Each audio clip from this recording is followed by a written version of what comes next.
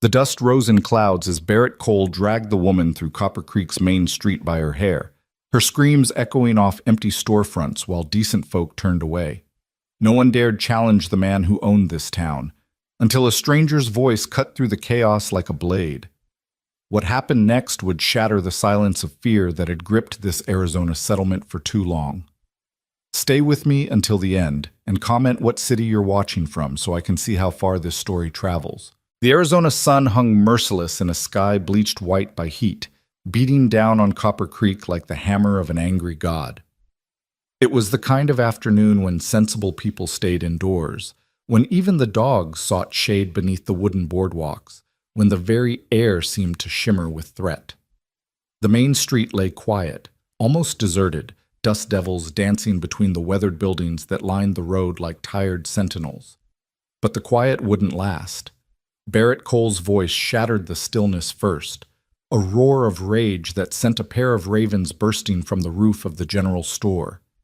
Then came the sound that made blood run cold, a woman's scream, high and sharp with pain and terror.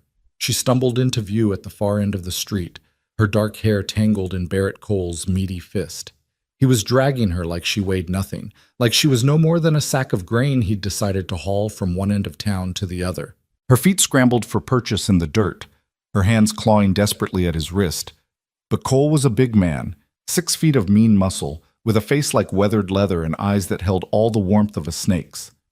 "You think you can steal from me?" Cole bellowed, giving her hair a vicious yank that snapped her head back. "You think Barrett Cole is some fool you can rob and walk away laughing?" "Please," the woman gasped, her voice breaking. I was just... Shut your lying mouth!" He backhanded her casually, the crack of his hand against her face echoing like a pistol shot. She crumpled, would have fallen if he hadn't been holding her up by her hair. Blood trickled from her split lip, bright red against her pale skin. Doors cracked open along the street. Faces appeared in windows, pale and frightened.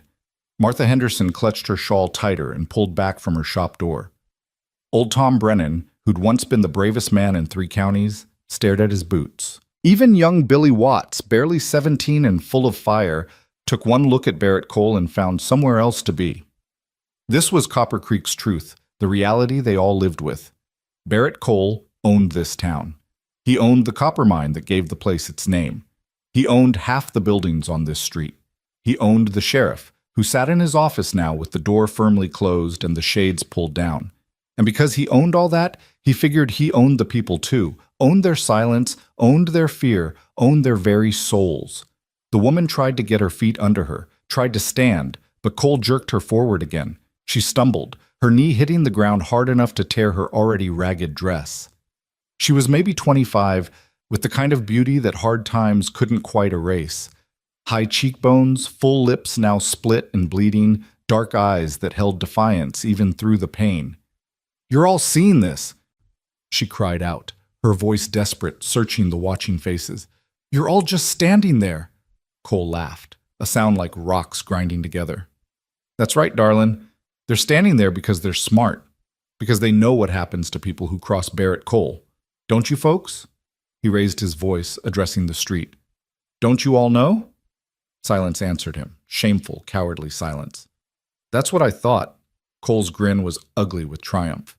He started walking again, dragging the woman behind him. "We're going to the jail, sweetheart. We're going to let Sheriff Dawson sort this out. And by sort this out, I mean we're going to make sure everyone in this pissant town knows what happens to thieves." "I'm not a thief." The woman's protest came out half sob, half snarl. "I was working in your saloon for honest wages, and when your foreman when he put his hands on me, I defended myself. The money fell from his pocket during the fight. I was trying to give it back when you—" "Lies." Cole's face flushed dark red. He stopped abruptly and kicked her in the ribs, not hard enough to break anything, but hard enough to drive the air from her lungs in a painful whoosh. "Frank Miller is my best man. You expect anyone to believe he'd lay hands on a worthless saloon girl?" "He did. She couldn't finish, curling around her bruised ribs, fighting for breath. Cole lifted his foot again, taking his time, making sure everyone could see what was about to happen. "Let's see how mouthy you are with a few broken. Let the lady go."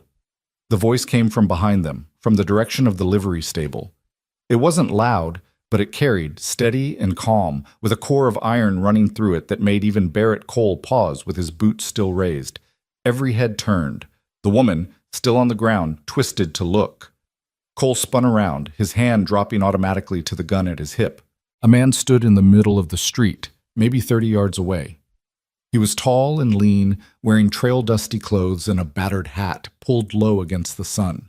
A stubble of dark beard shadowed his jaw, and when the light caught his eyes, they were the color of winter sky, cold and clear and unforgiving. His right hand rested easy on the worn grip of a Colt revolver that hung low on his hip, tied down in the manner of someone who knew how to use it. There was something else about him, too, something in the way he stood, the way he held himself. This wasn't some drifter who'd wander on after a few days. This wasn't some saddle tramp looking to hire out his gun. This was a man who'd seen things, done things, survived things that would have broken lesser souls. Cole's eyes narrowed, calculating. "This doesn't concern you, stranger. I suggest you move along." The man didn't move along. He walked forward instead, his steps measured and deliberate, closing the distance between them with the patience of someone who'd learned that speed wasn't always the answer. As he got closer, more details emerged.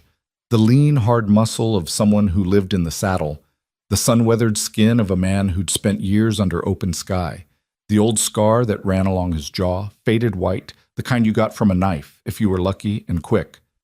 "I said this doesn't concern you." Cole's voice rose, anger masking the first hint of uncertainty. "Do you know who I am?" "No." The stranger stopped about 15 feet away, and now they could all see his face clearly, strong features, eyes that missed nothing, a mouth set in a hard line. "And I don't much care. But I heard you just kick a woman, and I saw you dragging her through the street like an animal. So now it concerns me. I own this town," Cole said, and even as the words left his mouth, they sounded weaker than they had 5 minutes ago. "I own the law here.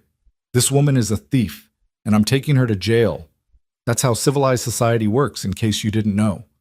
The stranger's gaze flicked to the woman, still on the ground, her dress torn, blood on her face, bruises already forming on her arms where Cole had gripped her. Then his eyes came back to Cole, and they were colder than before.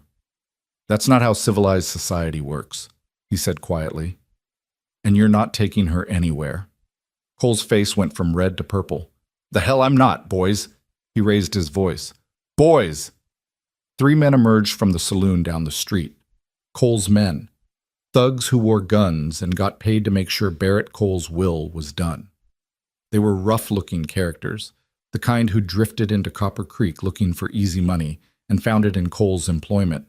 The biggest of them was a man they called Frank Miller, 6.5 feet of muscle and meanness, with dead eyes and a reputation for violence that extended from here to New Mexico. They spread out, flanking Cole, hands hovering near their weapons. 4 against 1 now, and the stranger didn't even blink. "Last chance, mister," Cole said, his confidence returning with his reinforcements. "Walk away, or we'll carry you out of this town in a box." The stranger shifted his stance slightly, his hand still resting on his gun.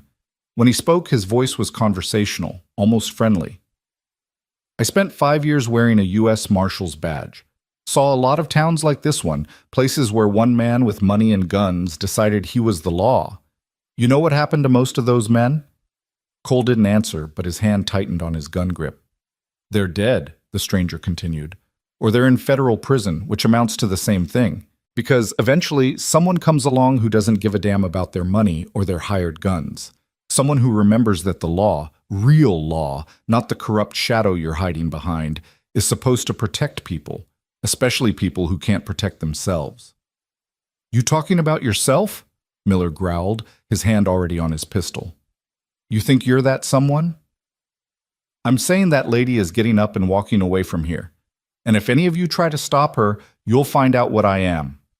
The stranger's eyes locked on Miller. "Starting with you, big man. I can see it in your eyes. You're the killer of this bunch. You're thinking about drawing on me right now. You're wondering if you're fast enough." Miller's jaw clenched. "Maybe I am." "Then draw." The words hung in the air like a challenge from the Old Testament. "Anytime you feel ready, but understand something first. I've killed 7 men in stand-up fights. Not ambushes, not back shooting, face-to-face, quick-draw gunfights. And I'm still here. So ask yourself, do you really think you're the one who's going to be number 8? The silence that followed was absolute.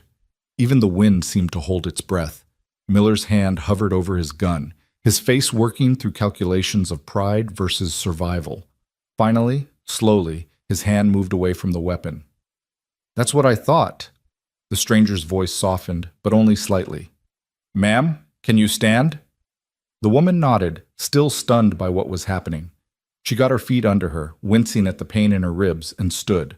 Her hair hung wild around her face, and her dress was torn and dusty, but she held her head high. Come here, the stranger said. Walk behind me. She did, moving quickly, her eyes never leaving Cole and his men. When she was safely behind the stranger, she let out a breath she hadn't known she was holding. Cole's face twisted with rage and humiliation. Around them, the townspeople were watching now, really watching, no longer hiding behind their doors and windows. This was something they'd never seen, someone standing up to Barrett Cole, someone calling his bluff. You just made the biggest mistake of your life, Cole hissed. You don't know who you're dealing with. I will ruin you. I will hunt you down and— My name is Eli Carson, the stranger said, cutting him off. If you want to find me, I'll be right here in Copper Creek. But here's what you need to understand. I didn't come to this town looking for a fight. I came here tracking a killer, a man who murdered a woman and her 2 children in cold blood 6 months ago. A man who I've been following across 3 territories. A man whose trail led me right to this dust bowl of a town. He paused, letting the words sink in. Now, I don't know yet if my killer is one of your men, Mr. Cole, but I'm going to find out. And while I'm here, I'm going to make damn sure that people like this lady don't get dragged through the street like dogs. You got a problem with that? You know where to find me. Otherwise, I suggest you get out of my sight before I remember all the reasons I stopped wearing a badge. For a moment, it looked like Cole might actually do something stupid. His hand trembled near his gun, his face a mask of barely controlled fury. But then he looked at Eli Carson, really looked at him, at the eyes that had seen death and dealt it out, at the casual stance of a man who'd faced down worse than 4 bullies in a nowhere town, and something in Cole's expression changed. This isn't over, he said, but the fight had gone out of his voice. Not by a long shot. I expect it isn't, Eli agreed. But it's over for today. Cole turned and stalked away, his men following. Miller looked back once, his eyes promising violence, but Eli just stared at him until the big man turned and kept walking. Only when they disappeared into the saloon did Eli relax slightly. He turned to the woman, his expression softening. You hurt bad? She shook her head, though her hand pressed against her ribs. I've had worse. Thank you. I don't know what would have happened if you hadn't. Don't thank me yet, Eli said. You got somewhere safe to stay? The woman's face fell. I was staying at Cole's rooming house, working at his saloon. I don't think that's an option anymore. Eli looked around at the watching townspeople, most of whom were still staring from their windows and doorways. Anyone here willing to take in a lady who needs help? His voice carried down the street. Anyone at all? Silence. Shameful, cowardly silence. Eli's jaw tightened, but he didn't say anything. He just nodded, like this was exactly what he'd expected. All right then, come on. Where are we going? Hotel, if this town has one. If not, somewhere you can rest and clean up those cuts. They walked down the street together, Eli slightly ahead, his hand never far from his gun. The woman, she still hadn't told him her name, walked carefully, each step sending a spike of pain through her bruised ribs. She studied her rescuer's back, this stranger who'd appeared out of nowhere like something from a story. Why did you help me? She asked quietly. Eli was silent for a long moment. When he finally spoke, his voice was distant, like he was speaking from memory. Because 6 months ago, a man murdered a woman named Sarah Mitchell, killed her and her 2 babies. One was 3 years old, the other just 6 months. Shot them in cold blood over a property dispute. By the time I got there, I was too late. All I could do was bury them and promise I'd bring their killer to justice. He paused, his hand clenching into a fist. I've been tracking that killer ever since, following his trail through Texas, through New Mexico, and finally here. Every time I hear a woman scream, every time I see someone hurting someone weaker, I think about Sarah Mitchell. I think about how I was too late for her, and I promise myself I won't be too late again. The woman felt tears prick her eyes, though she tried to blink them away. I'm sorry. Don't be sorry. Just tell me your name. Grace. Grace Brennan. Well, Grace Brennan, let's get you somewhere safe. Then you can tell me everything you know about Barrett Cole and his men, especially the one they call Frank Miller. Grace's eyes widened. Miller? You think he's your killer? I don't know yet, but I aim to find out. They'd reached the hotel, the Copper Creek Inn, a two-story building that had seen better days but still maintained a veneer of respectability. Eli pushed through the door, the bell above jingling. The lobby was dim and cool after the brutal heat outside, smelling of dust and furniture polish. A thin man with wire-rimmed spectacles looked up from behind the desk, his eyes widening when he saw Grace's condition. I don't want trouble, he said immediately. Neither do I. Eli pulled out a handful of coins and set them on the desk. The lady needs a room, best you have, and send up hot water for a bath and whatever medical supplies you've got. Clean bandages, at least. The clerk looked at the money, looked at Grace, looked back at the money. Finally, he nodded and took a key from the board behind him. Room 7, top floor, end of the hall. It's quiet up there. Good. And one more thing. If Barrett Cole or any of his men come asking about her, you haven't seen her. Understand? The clerk swallowed hard. Mister, Barrett Cole owns a piece of this hotel. I can't just... Eli leaned forward, his voice dropping to a dangerous whisper. Let me be real clear. That woman was dragged through the street like an animal. She was beaten and kicked. She's injured and scared, and right now she needs help. So you can either be the kind of man who helps, or you can be the kind who stands by while bad things happen. Which is it going to be? The clerk's face worked through several expressions before settling on resignation. I haven't seen her, but if Cole finds out, you tell him to come talk to me, Eli Carson. I'll be easy to find. Grace took the key with trembling fingers. She started toward the stairs, then stopped and looked back at Eli. Would you? I'll be right here, Eli said gently. Get yourself cleaned up, tend to your wounds. I'll be in the lobby. Anyone wants to get to you, they'll have to go through me first. Grace nodded, something like gratitude flooding her features, and climbed the stairs. Eli watched her go, then turned back to the clerk. She needs food too. Something soft, easy to eat. Her lips split pretty bad. I'll see what I can do. The clerk paused. You really kill 7 men in gunfights? 8, actually. Just didn't want to brag about it in front of the lady. The clerk's eyes went wide, and he scurried off to see about the food and hot water.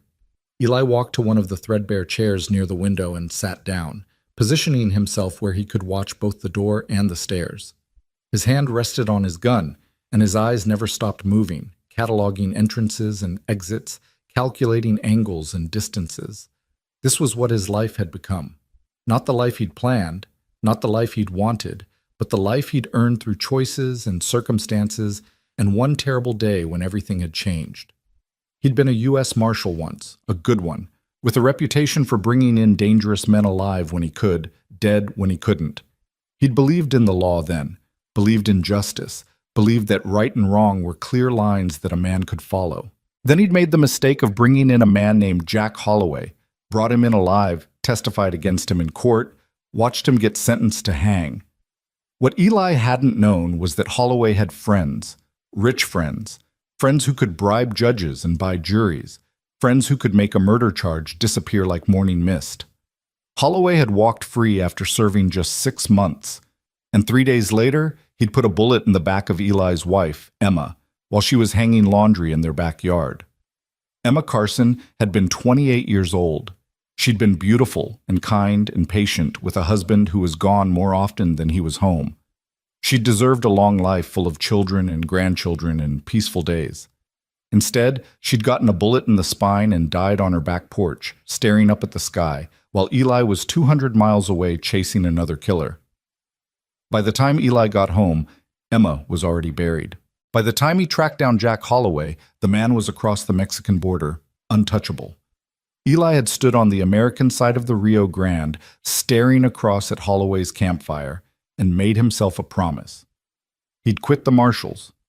He'd never again let the law get between him and justice. And he'd spend the rest of his life making sure that what happened to Emma didn't happen to anyone else. That was 3 years ago. 3 years of drifting, of hunting down killers and stopping injustice wherever he found it. 3 years of becoming someone he barely recognized when he looked in a mirror.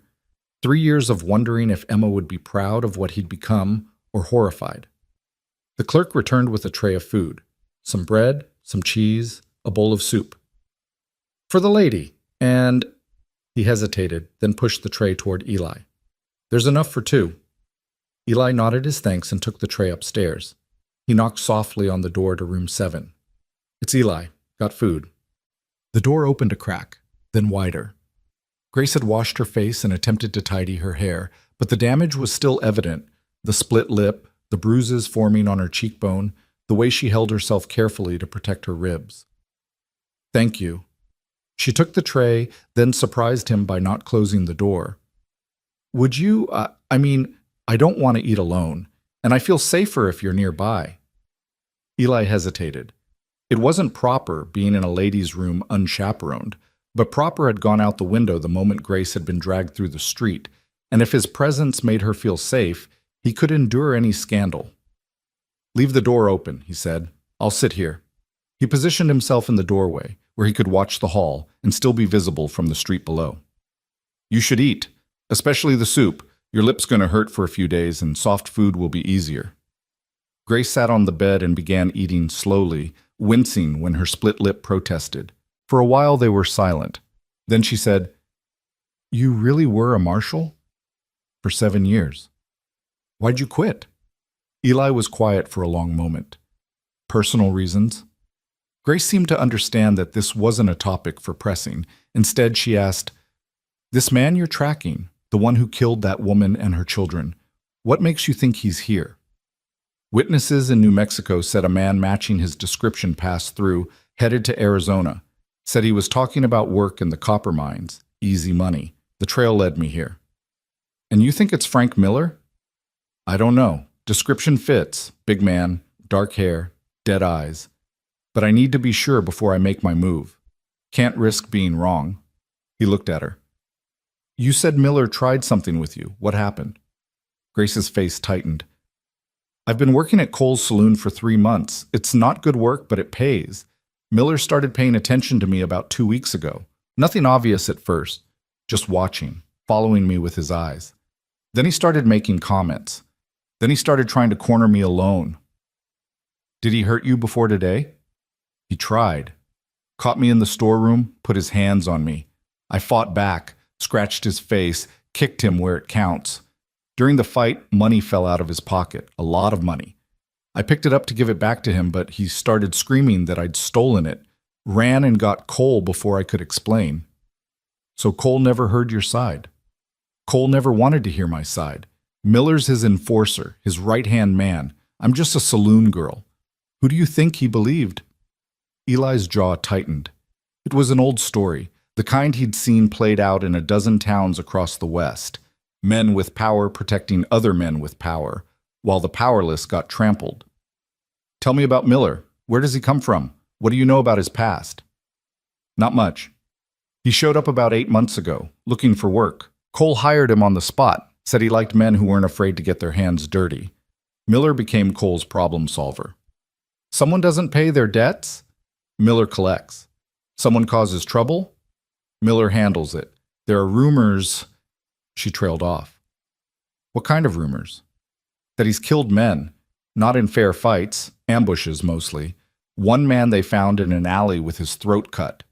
Another disappeared entirely, and there was a prospector who'd found a rich claim. He ended up dead, and somehow Cole ended up with the claim papers." "Was Miller in town 8 months ago, or did he show up later?" Grace thought about it. "Later, I think. Maybe 7 months? I wasn't here then, but I remember people talking about the new enforcer when I arrived." 7 months. Sarah Mitchell had been killed 6 months ago. The timeline fit. If Miller had committed the murders, then fled across the territories, He could have arrived in Copper Creek right on schedule.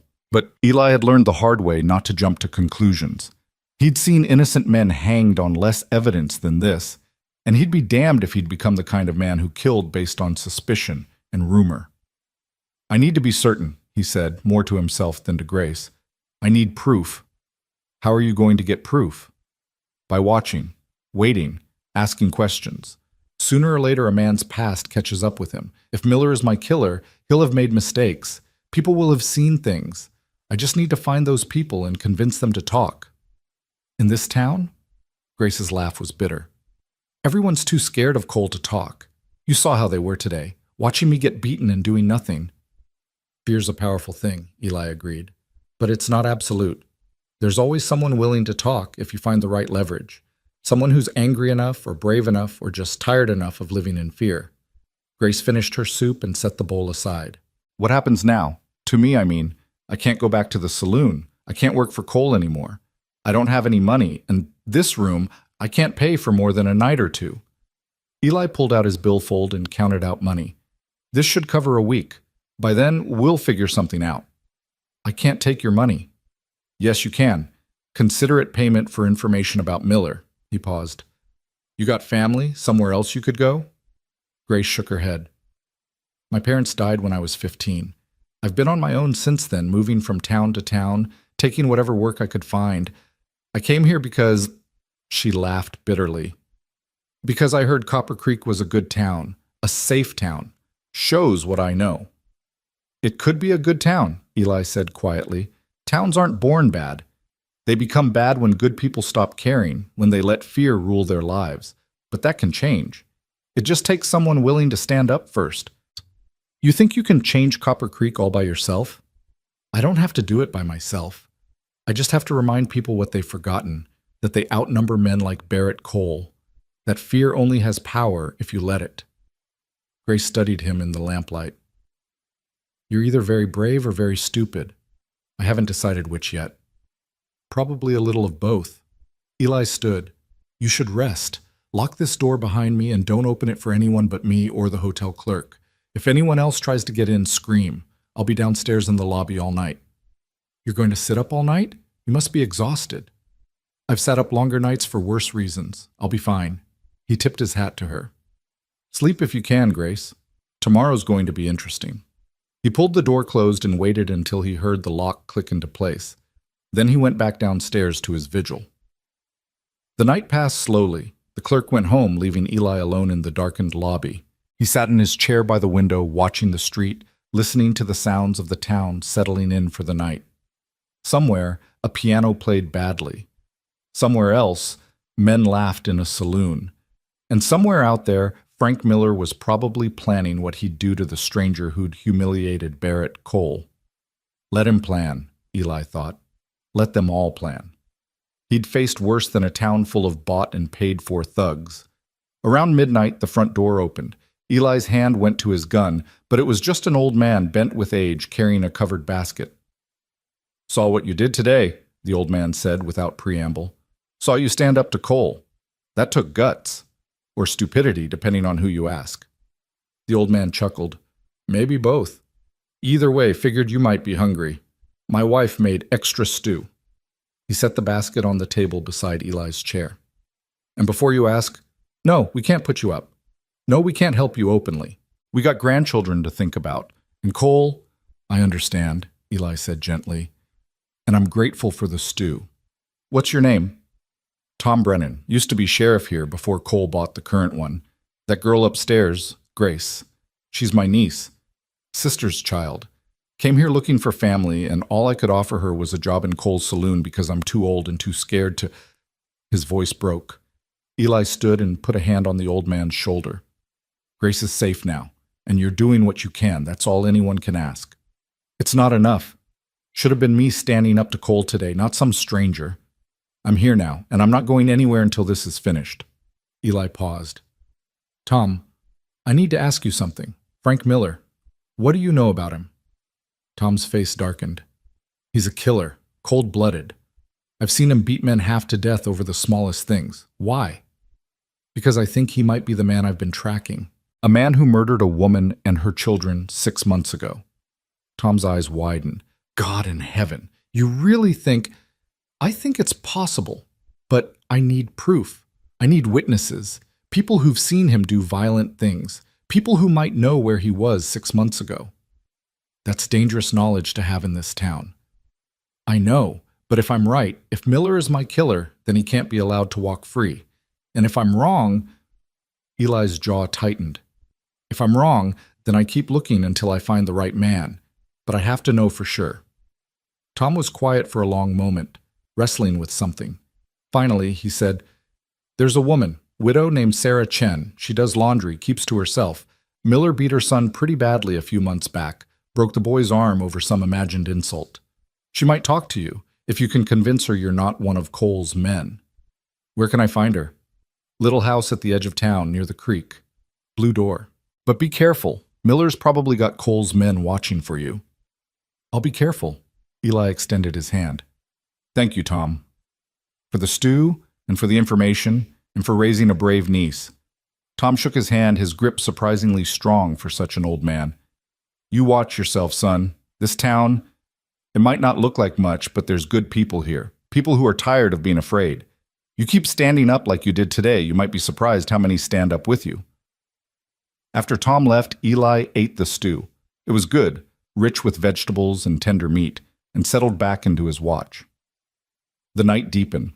Stars appeared in the black sky, hard and bright and cold, and in room 7 above, Grace Brennan slept fitfully, dreaming of hair-pulling and fists, of a stranger with winter eyes who'd stepped between her and destruction. Dawn would come soon enough, and with it, the next act in a drama that was only just beginning. The Arizona dawn broke like a promise, painting the eastern sky in shades of gold and rose. Eli watched it from his chair in the hotel lobby, his body stiff from a night of vigilance, but his mind sharp and alert. He'd learned long ago how to function on little sleep, how to keep his senses keen even when exhaustion pulled at him like a weight. It was one of the skills that had kept him alive through 7 years as a marshal and 3 years of hunting killers across the territories. The town was beginning to stir. He could hear the sound of shutters opening, the clatter of pots and pans from a kitchen somewhere nearby, the distant bray of a mule. Ordinary sounds of ordinary life. The same sounds you'd hear in any town from here to California. But Eli had learned that evil didn't announce itself with thunder and lightning. It wore the face of normalcy. It hid behind everyday sounds and familiar routines. Footsteps on the stairs made him turn. Grace descended slowly, one hand on the railing, the other pressed against her ribs. In the morning light, the damage was even more visible. The bruises on her face had darkened to purple and yellow, and she moved like every step hurt. But there was something different in her eyes this morning, something harder than fear. "You really stayed down here all night," she said. It wasn't a question. "Told you I would." "Most men's promises aren't worth the breath it takes to speak them." "Then you've known the wrong men." Eli stood, his joints protesting slightly. "How are you feeling?" "Like I was dragged through the street and kicked." Grace managed a small smile despite her split lip. "But better than I have any right to feel, thanks to you." "Is that stew?" "Tom Brennan brought it last night, your uncle. There's plenty left if you're hungry." Grace's eyes widened. "Uncle Tom came here? But he told me when I first arrived that he couldn't be seen helping me, that Cole would..." She stopped, understanding dawning on her face. "You're changing things already, aren't you? Making people remember who they used to be." "I'm not doing anything except being myself. The rest is up to them." Eli gestured to the basket. "Eat. You need your strength." They shared the remaining stew in comfortable silence, broken only by the sounds of the waking town outside. When they finished, Eli said, "I need to go out today, ask some questions, see if I can learn more about Miller. I want you to stay here, door locked. The clerk will bring you meals. Don't open the door for anyone else." "What if Cole's men come?" "They won't. Cole's not stupid. He knows that if something happens to you now, it'll look like retaliation. He'll wait, bide his time, try to catch me when I'm alone." Eli checked his gun, a habit so ingrained he barely noticed he was doing it. "But just in case, I'll talk to the clerk. Make sure he knows to get the real sheriff if there's trouble." Grace laughed bitterly. The real sheriff? You mean Sheriff Dawson, who's been in Cole's pocket since the day he pinned on that badge? Even bought men have limits. Push them hard enough, remind them of the oath they took, and sometimes they remember there's more at stake than money. Eli put on his hat. I'll be back before dark. You need anything, tell the clerk. He started for the door, then stopped when Grace called his name. Eli. She stood, holding herself carefully. Why are you really doing this? And don't tell me it's just about finding your killer. You could ask your questions and move on without involving yourself in this town's problems. Eli was quiet for a long moment, his hand on the doorframe. When he spoke, his voice was distant, like he was speaking from someplace deep inside himself. 3 years ago, I was a U.S. Marshal. Had a wife named Emma. She was, his voice caught, just slightly. She was everything good in the world, patient and kind and strong in ways I never was. I was gone a lot, chasing outlaws, serving warrants. She never complained, just kissed me goodbye and told me to be careful. He turned slightly, though he didn't quite look at Grace. I put a man named Jack Holloway in jail. Murder charge. I testified against him, watched him get sentenced to hang. But Holloway had money, had connections. He bought his way out in 6 months, and 3 days after he walked free, he put a bullet in Emma's back while she was hanging laundry, killed her because he couldn't get to me. Grace's hand went to her mouth. Oh God, Eli, I quit the Marshals the day after her funeral, swore I'd never let the law get between me and justice again. Swore I'd spend whatever life I had left making sure that what happened to Emma didn't happen to other people. So when I see a woman being dragged through the street, when I see people too scared to help, I don't have a choice. I have to act, because if I don't, then Emma died for nothing, and I've become exactly the kind of man who stands by while evil happens. The silence that followed was heavy with things unsaid. Finally, Grace crossed the room and took Eli's hand in both of hers. She'd be proud of you, Grace said softly. You're Emma. I didn't know her, but I know she'd be proud. Eli nodded, not trusting his voice. Then he gently pulled his hand free and walked out into the morning sun. The town looked different in daylight, less threatening but no less weary. Copper Creek was like 100 other mining towns Eli had seen, built quickly to service the mine, thrown together with more hope than planning. The buildings leaned slightly, as if tired from holding themselves upright. The streets were rutted and dusty. Everything had a temporary feel to it, as if the whole town knew that when the copper ran out, it would blow away like tumbleweeds. Eli walked slowly, taking in details. The general store with its faded sign, the saloon where Grace had worked, its windows dark now in the early morning, the sheriff's office with its peeling paint and closed door, and everywhere people who wouldn't quite meet his eyes, who turned away when he looked at them, who carried their shame like visible weights. He found the house with the blue door where Tom Brennan had said the widow Sarah Chen lived. It was at the edge of town, near a struggling creek that probably dried up completely in summer. The house was small but well-maintained, with curtains in the windows and a tiny garden struggling in the alkaline soil. Eli knocked gently, aware that he probably looked threatening, a tall stranger with a gun on his hip and days of trail dust on his clothes. The door opened a crack and a woman's face appeared. She was Chinese, maybe 40 years old, with threads of gray in her black hair and eyes that had seen too much hardship. Mrs. Chen? My name is Eli Carson. Tom Brennan sent me. I was hoping I could talk to you for a few minutes. The door didn't open any wider. I don't talk about Mr. Cole's business. I don't make trouble. I'm not here to make trouble for you, ma'am. I just need information about one of Cole's men, Frank Miller. At Miller's name, something flickered in Sarah Chen's eyes, fear mixed with old anger. Go away. I can't help you. Ma'am, please. I'm not working for Cole. I'm hunting a killer, a man who murdered a woman and her children. I think Miller might be that man, but I need to be certain before I act. Tom said Miller hurt your son. I need to know what happened. You're the one who helped that girl yesterday. It wasn't a question. People are talking about it, saying you stood up to Mr. Cole. I did what anyone should have done. Sarah Chen studied him through the crack in the door, her expression unreadable. Then slowly, she opened the door wider. Come in, but quickly, before anyone sees. The interior of the house was simple but immaculate, everything in its place.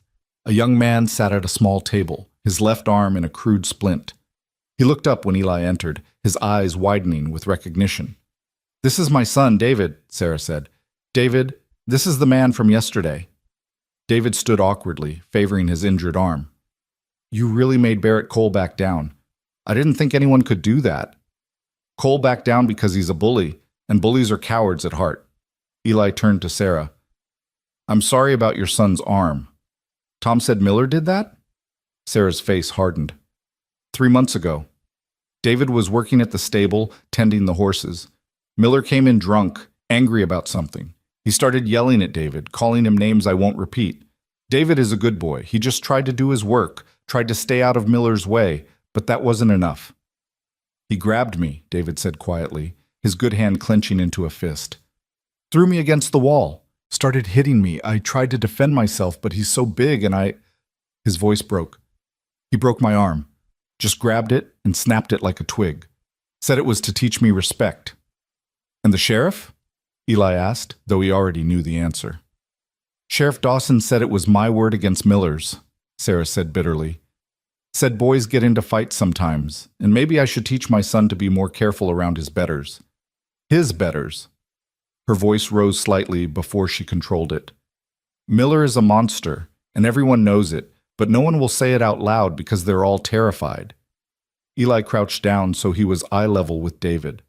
"I need you to think carefully, David. This is important. Before Miller hurt you, did he say anything about his past? Anything about where he'd been or what he'd done?" David thought about it, his brow furrowing.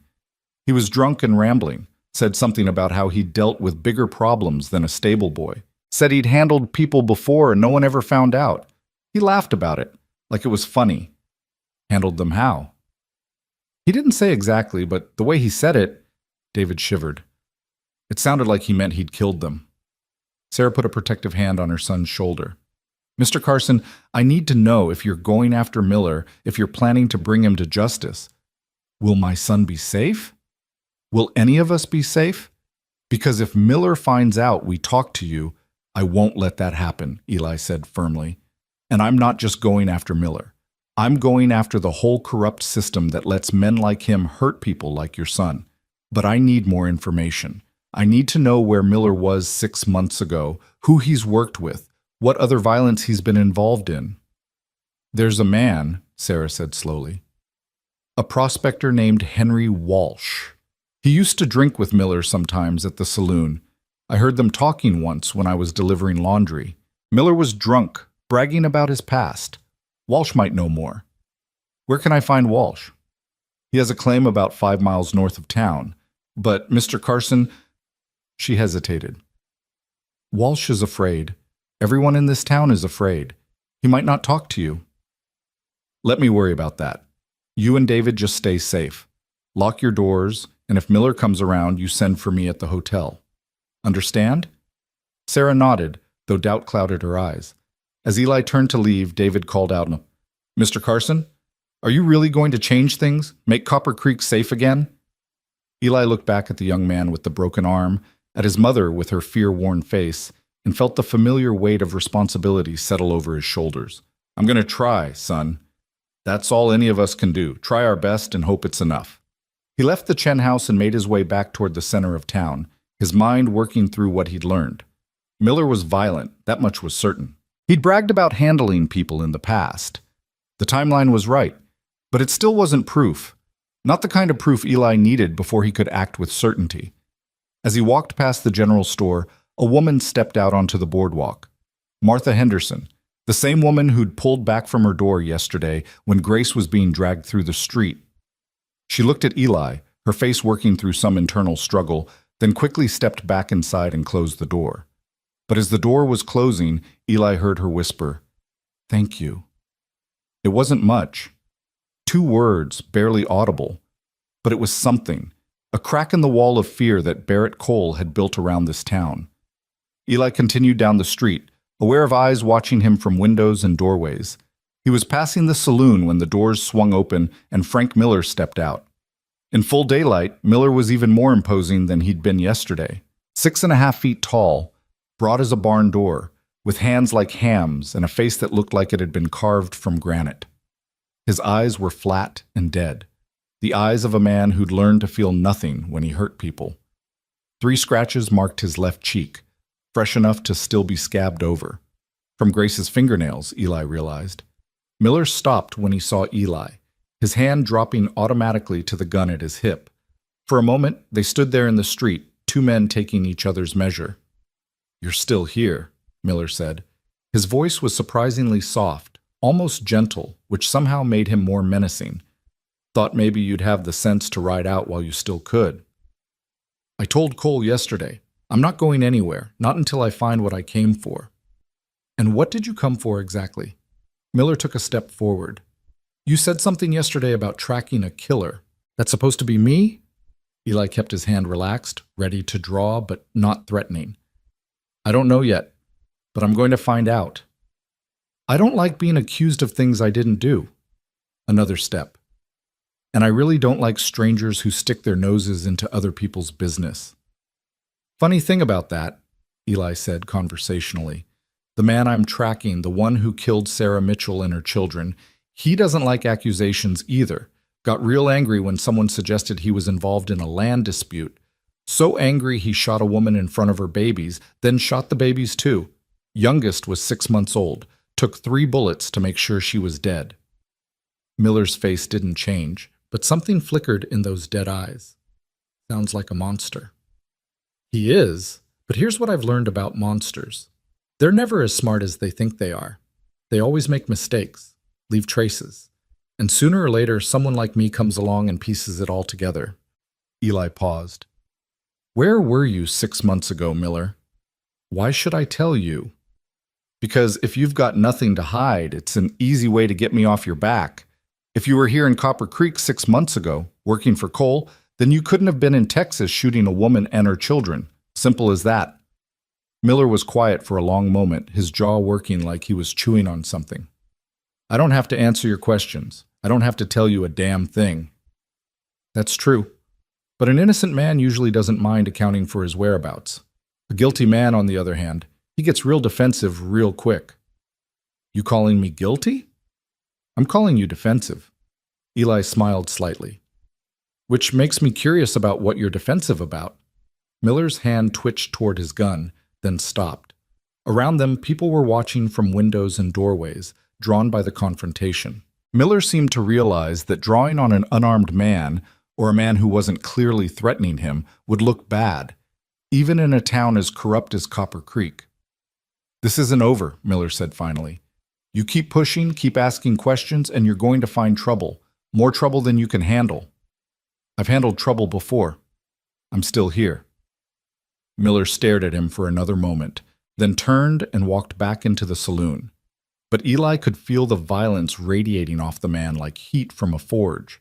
This wasn't over, not by a long shot. Eli spent the rest of the morning carefully navigating the town, talking to people who would talk to him and observing those who wouldn't. The pattern was always the same. People wanted to help. You could see it in their eyes, but fear held them back. Fear of Barrett Cole, fear of losing their livelihoods, fear of what Miller might do if they spoke out. By noon, the heat was oppressive, and Eli returned to the hotel to check on Grace and get out of the sun. He found her in the lobby, talking quietly with the clerk. She looked better, less shaky, more color in her face, though the bruises were still vivid. "You shouldn't be down here," Eli said gently. "What if Cole's men come by?" "I was going stir-crazy up there. And besides," she gestured to the clerk, "Mr. Patterson was telling me about a room in the back. Used to be storage, but it has a window and a door that locks from inside. I could stay there instead, be less visible." Patterson, the clerk, nodded nervously. "It's not much, but it's safer than the upstairs room. Street-facing rooms are too exposed." Eli studied the man. Yesterday, Patterson had been reluctant to even acknowledge Grace's presence.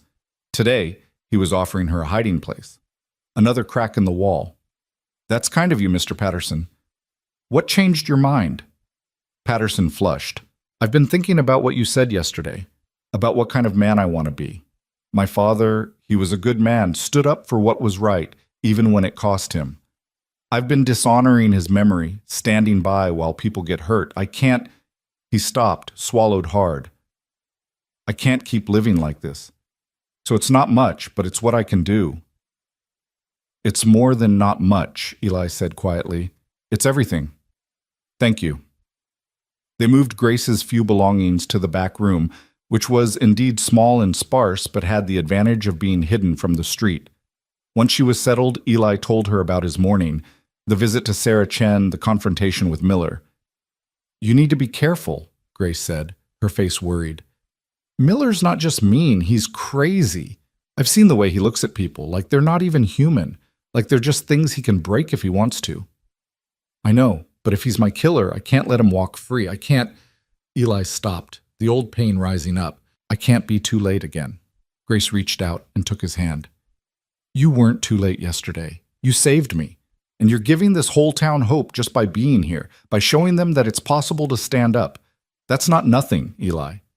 Before Eli could respond, Patterson appeared in the doorway, his face pale. Mr. Carson, there's someone here to see you, says it's important. Eli's hand went to his gun. Who? Sheriff Dawson. Eli and Grace exchanged a look. Then Eli said, Send him back. Let's hear what the law has to say. Sheriff Dawson was a soft-looking man in his 50s, with a paunch and thinning hair and eyes that couldn't quite meet yours directly. He wore his badge like it embarrassed him, and when he walked into the back room, he took off his hat and twisted it in his hands like a nervous schoolboy. Mr. Carson, Miss Brennan. He nodded to each of them. I need to talk to you about what happened yesterday. Are you here to arrest me for standing up to Barrett Cole? Eli asked mildly. Or to arrest Grace for defending herself against assault? Dawson flushed. No, nothing like that. Look, I know what people think of me. I know they think I'm in Cole's pocket, and maybe they're right. But I want you to know something. I was a real lawman once. I wore this badge with pride, served this town honorably. That was before Cole bought up half the county, before he made it clear that sheriffs who didn't cooperate tended to have unfortunate accidents. So you're here to threaten me? Eli's voice was cold. Tell me to back off or suffer the consequences. No, God, no.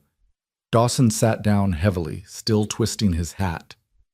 I'm here to tell you that you're right. About Cole, about Miller, about all of it. This town is sick with corruption, and I've been too scared and too weak to do anything about it. But watching you yesterday, seeing you stand up when no one else would, he stopped, his voice thick with emotion. It reminded me of who I used to be, who I should still be. Grace leaned forward. Then help us. Tell us what you know about Miller. Dawson was quiet for a long moment, wrestling with something internal. Finally, he said, Miller came to Copper Creek 7 months ago. Cole hired him on the spot, no questions asked. I thought it was suspicious, so I sent a telegram to a friend of mine who's a sheriff up in New Mexico. Asked if he knew anything about a man matching Miller's description. And? Eli's pulse quickened. My friend said there'd been trouble in a town called Red River about 8 months back.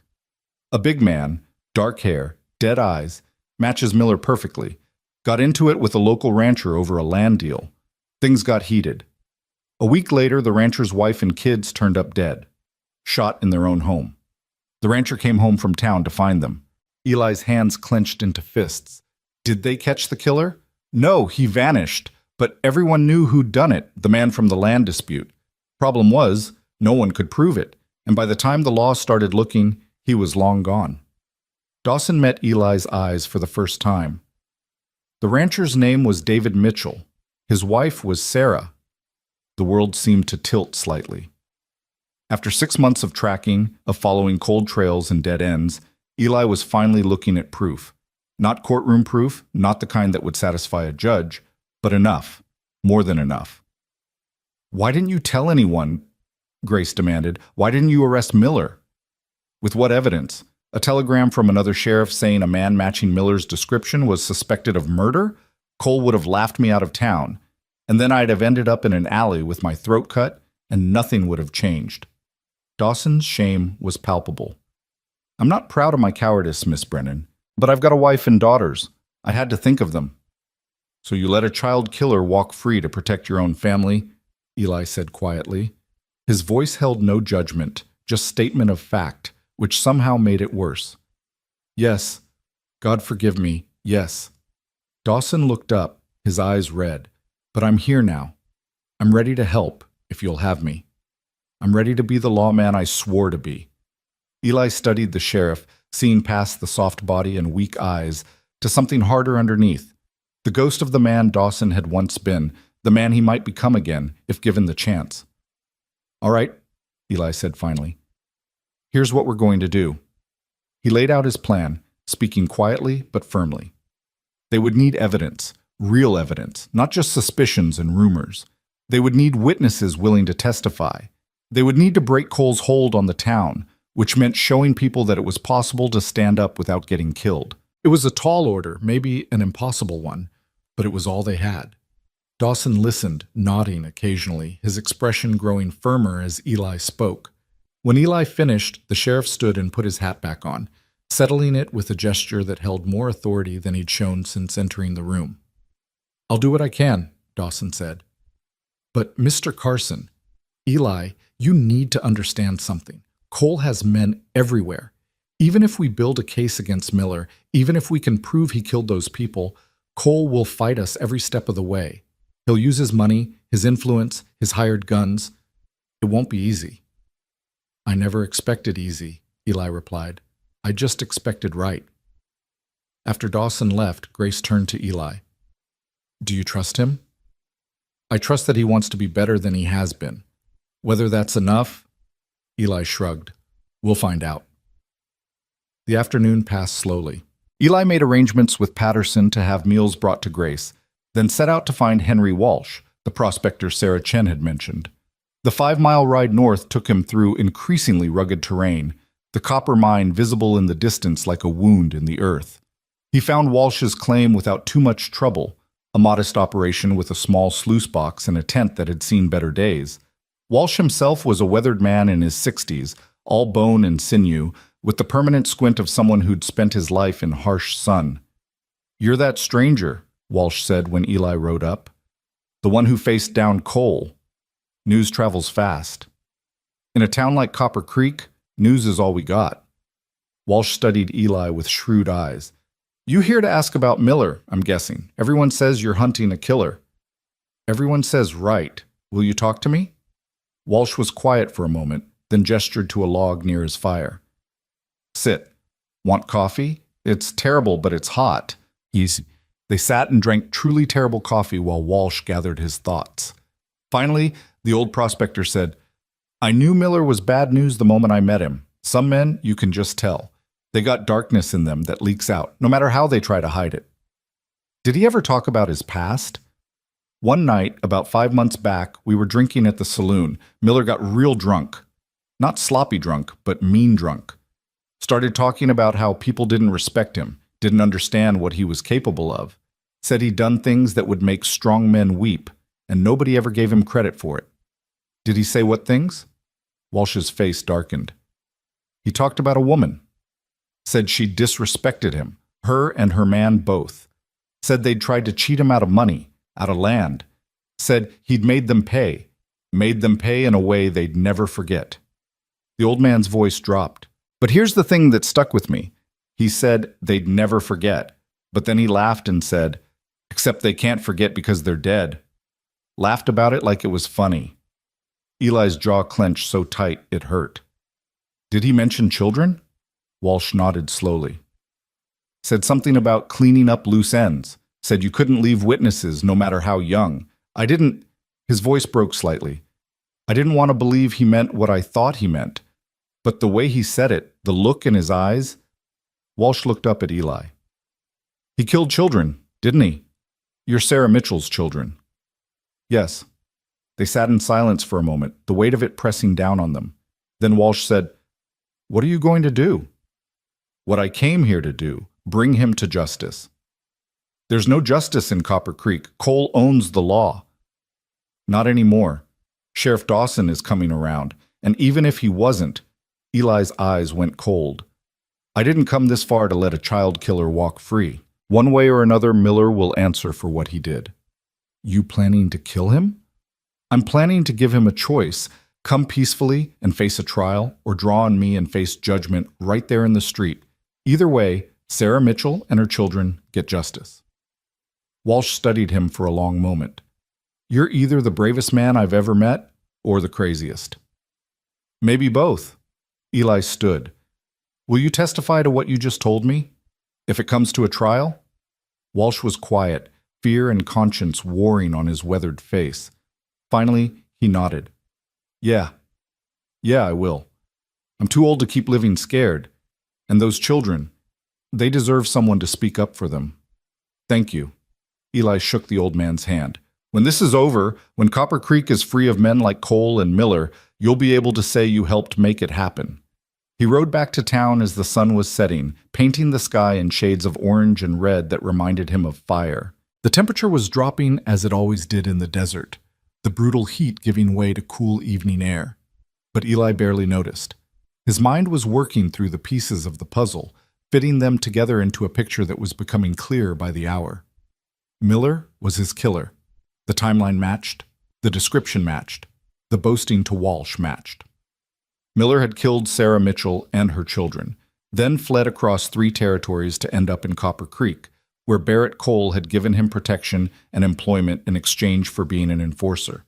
But knowing it and proving it in a way that would satisfy the law were 2 different things. And Eli had learned the hard way that acting without sufficient proof could backfire, could let guilty men walk free on technicalities. He needed more. He needed something undeniable.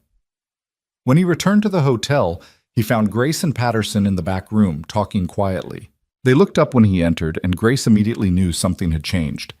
You found proof, she said. I can see it on your face. Eli told them about Walsh, about Miller's drunken confession. As he spoke, Grace's face went pale. He bragged about killing children, she whispered. What kind of monster? The kind that can't be allowed to walk free. Eli sat down heavily, suddenly feeling every mile he'd ridden, every sleepless night, every burden he carried. I've got enough to act on now. Tomorrow, I'm confronting Miller. I'm giving him a chance to surrender peacefully. And if he doesn't, you'll kill him, Grace finished, right there in the street. If he draws on me, yes, but I'm hoping it doesn't come to that. I'm hoping that once he knows I have witnesses, once he knows the truth is coming out, he'll see that running or fighting are his only options. And men like Miller, they always choose to fight. Then you'll be facing him in a gunfight, Grace said, her voice tight with worry. And you said yourself he's a killer. So am I. The words came out harder than Eli intended. I've killed 8 men, Grace. I didn't want to, didn't take pleasure in it, but I did it because it was necessary. And I'll kill Miller too if that's what justice requires. Patterson spoke up, his voice hesitant. Mr. Carson, what if Cole backs Miller up? What if it's not just 1 man you're facing, but 4 or 5? Then I'll face 4 or 5. Eli met their eyes. I know what you're thinking, that I'm being reckless, maybe suicidal. But I've thought this through. I've been planning this for 6 months, and I've made my peace with however it ends as long as Miller doesn't walk away. There has to be another way, Grace insisted. Some way that doesn't involve you dying in the street. If you think of one, I'm listening. But I've chased this man across 3 territories. I've followed every lead, talked to every witness, pieced together every scrap of evidence. And it all leads here, to this town, to tomorrow. I can't, his voice roughened. I can't look David Mitchell in the eye and tell him I found his family's killer, but let him go because I was too scared to act. I can't live with that. The room fell silent. Outside, the town was settling in for the night. The same sounds Eli had heard the night before, ordinary and peaceful and deceptive. How many other towns were like this, he wondered? How many other places where evil hid behind normal faces and ordinary routines? How many other Barrett Coles and Frank Millers were out there, hurting people who had no one to protect them? Too many. Far too many. And 1 man couldn't stop them all. But he could stop this one. Grace moved to sit beside him, her hand finding his. I know I can't change your mind. And maybe I shouldn't try. Maybe you're right. Maybe this is what justice looks like. But Eli, she squeezed his hand. Don't throw your life away. Don't make me watch another good man die because evil men won't back down. I won't throw it away. I'll fight as hard as I can to survive. But if it comes down to my life or letting Miller walk free, he met her eyes. I already made that choice 6 months ago when I started this hunt. They sat together as darkness fell over Copper Creek. 3 people bound together by circumstance and choice and the thin hope that tomorrow might bring something better than today. And somewhere across town, in Barrett Cole's saloon, Frank Miller sat drinking whiskey and cleaning his gun, unaware that his past had finally caught up with him, unaware that justice was coming with winter eyes and an iron will. Tomorrow would bring the reckoning. Tomorrow would bring the storm. And when the dust settled, Copper Creek would either be free or remain forever in chains. But tonight, for just a few hours more, there was peace. Fragile and temporary, but peace nonetheless. Eli woke before dawn, his body trained by years of hard living to sense the approach of day, even in darkness. He'd spent the night in a chair outside Grace's door again, his gun across his lap, listening to the sounds of the sleeping town. Give him the chance to surrender, and if Miller refused, well, then justice would be served in the oldest way men knew.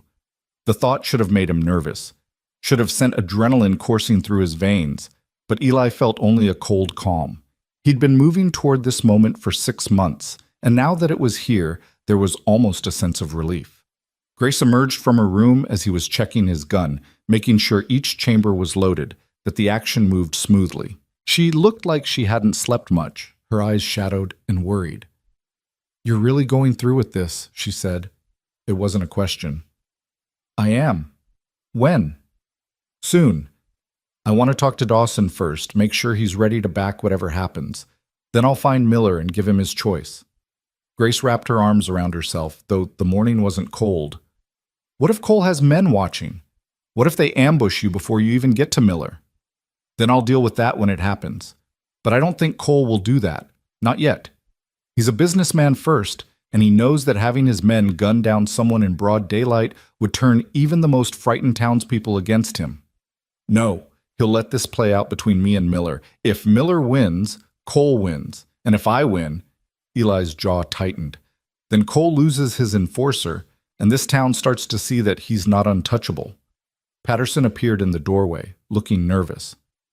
"Mr. Carson, there's someone here to see you. Says it's urgent." Eli's hand went to his gun. "Who?" "Tom Brennan, and he's not alone. He's got Martha Henderson and old Doc Sawyer with him. They're in the lobby." Eli exchanged a glance with Grace, then followed Patterson to the front of the hotel. Tom Brennan stood there with 2 other people, Martha Henderson, the woman from the general store, and a white-haired man who had to be Doc Sawyer. All 3 looked nervous, like they were about to do something that terrified them. "Mr. Carson," Tom said, his voice low, "we need to talk to you before you do whatever you're planning to do today." "All right, talk."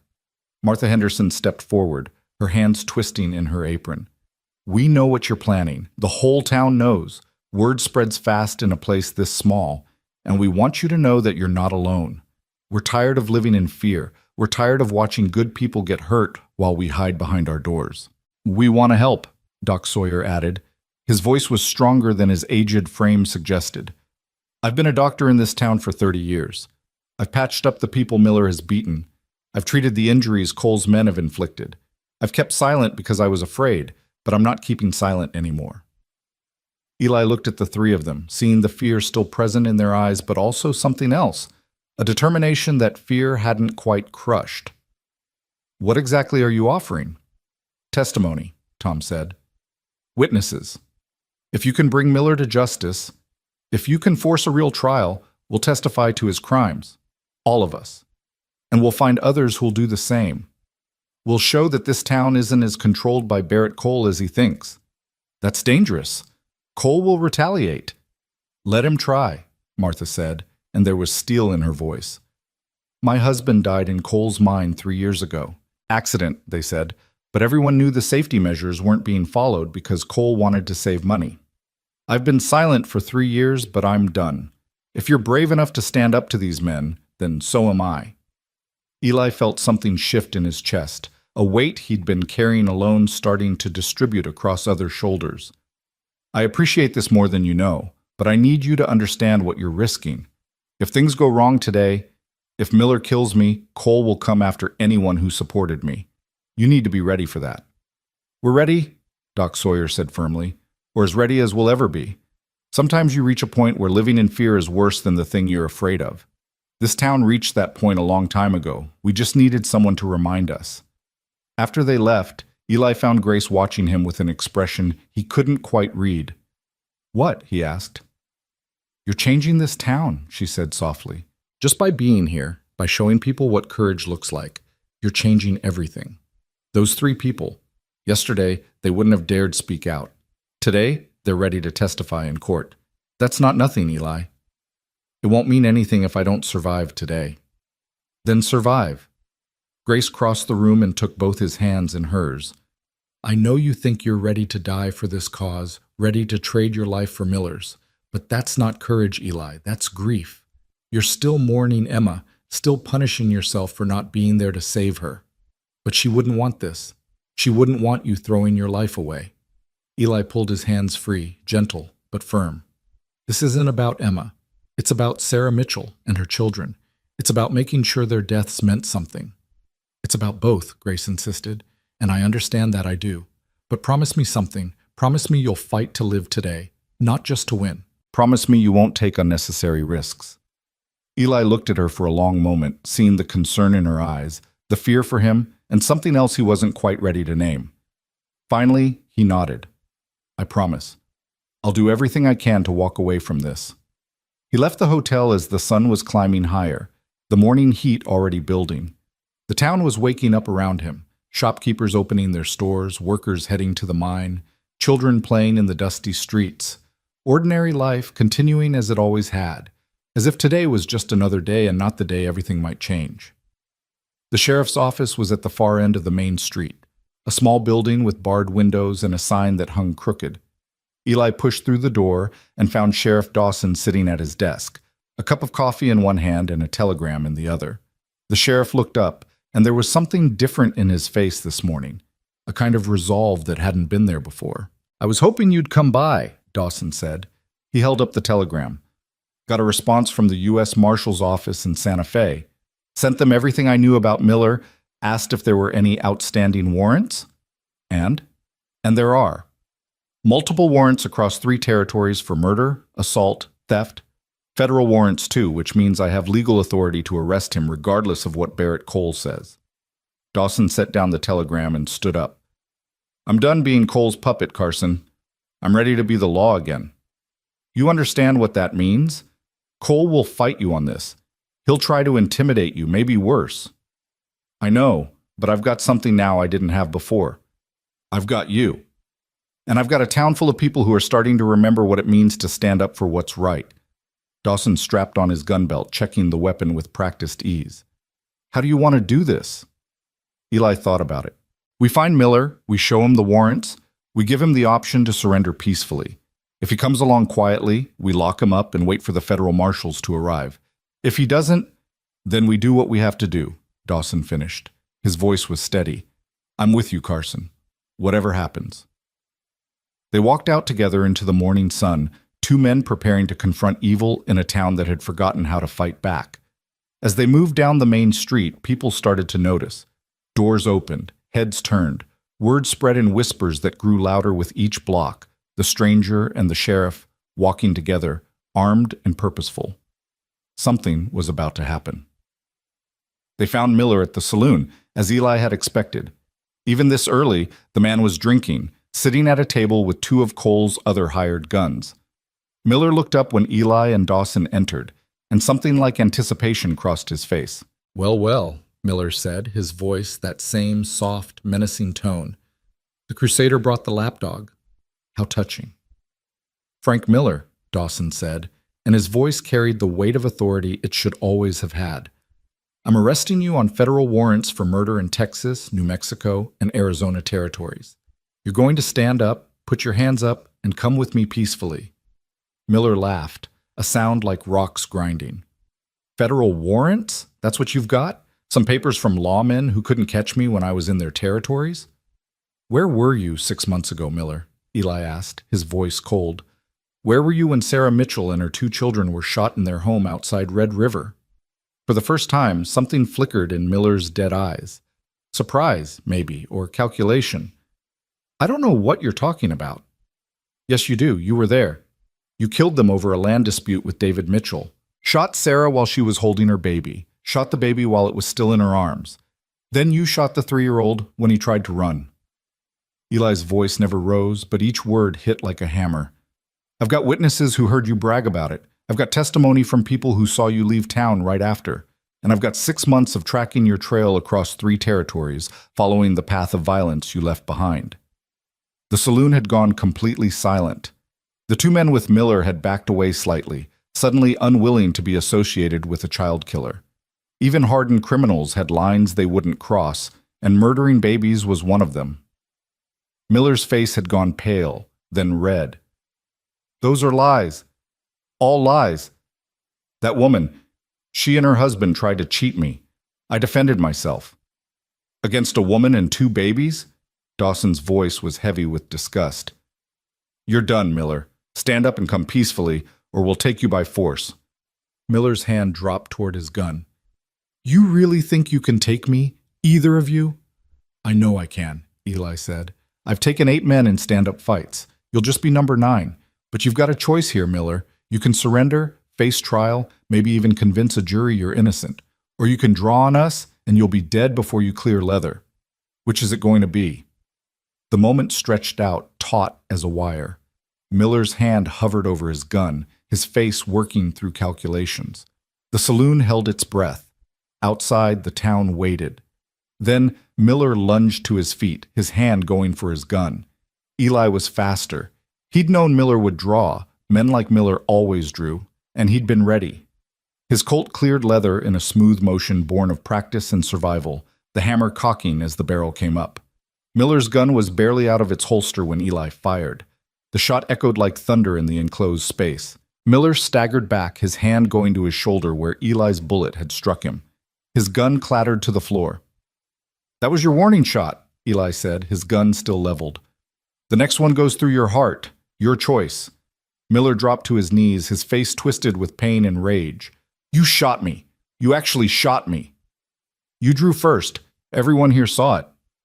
Eli glanced at the other men in the saloon, who were all nodding. Sheriff, if you do the honors.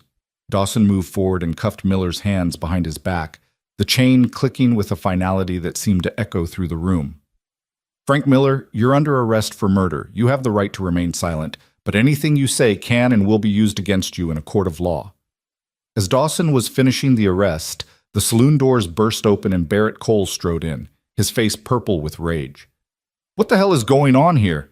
Sheriff, you let that man go right now. No, Dawson said simply. Miller's under federal arrest for murder. Multiple murders, including children. The federal marshals will be here within a week to transport him to Santa Fe for trial. I don't care about federal marshals. I own you, Dawson. I own this whole damn town. You'll do what I tell you, or what? Dawson's voice was steady. You'll have me killed. Go ahead and try. But understand something, Cole. I'm done being afraid of you. I'm done letting you corrupt the law I swore to uphold, and I'm not alone anymore. As if summoned by his words, people began filling the saloon doorway. Tom Brennan, Martha Henderson, Doc Sawyer, Sarah Chen, David with his broken arm, Henry Walsh down from his claim, Patterson from the hotel. And behind them, more townspeople, dozens of them, all standing together, all silent but present. Cole looked at them, looked at the sea of faces that had always looked away before, and something in his expression changed. For the first time, Barrett Cole looked uncertain. You're making a mistake, he said, but the bluster had gone out of his voice.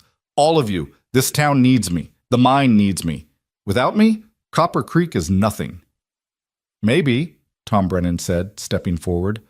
Or maybe we'll find out we never needed you as much as we thought.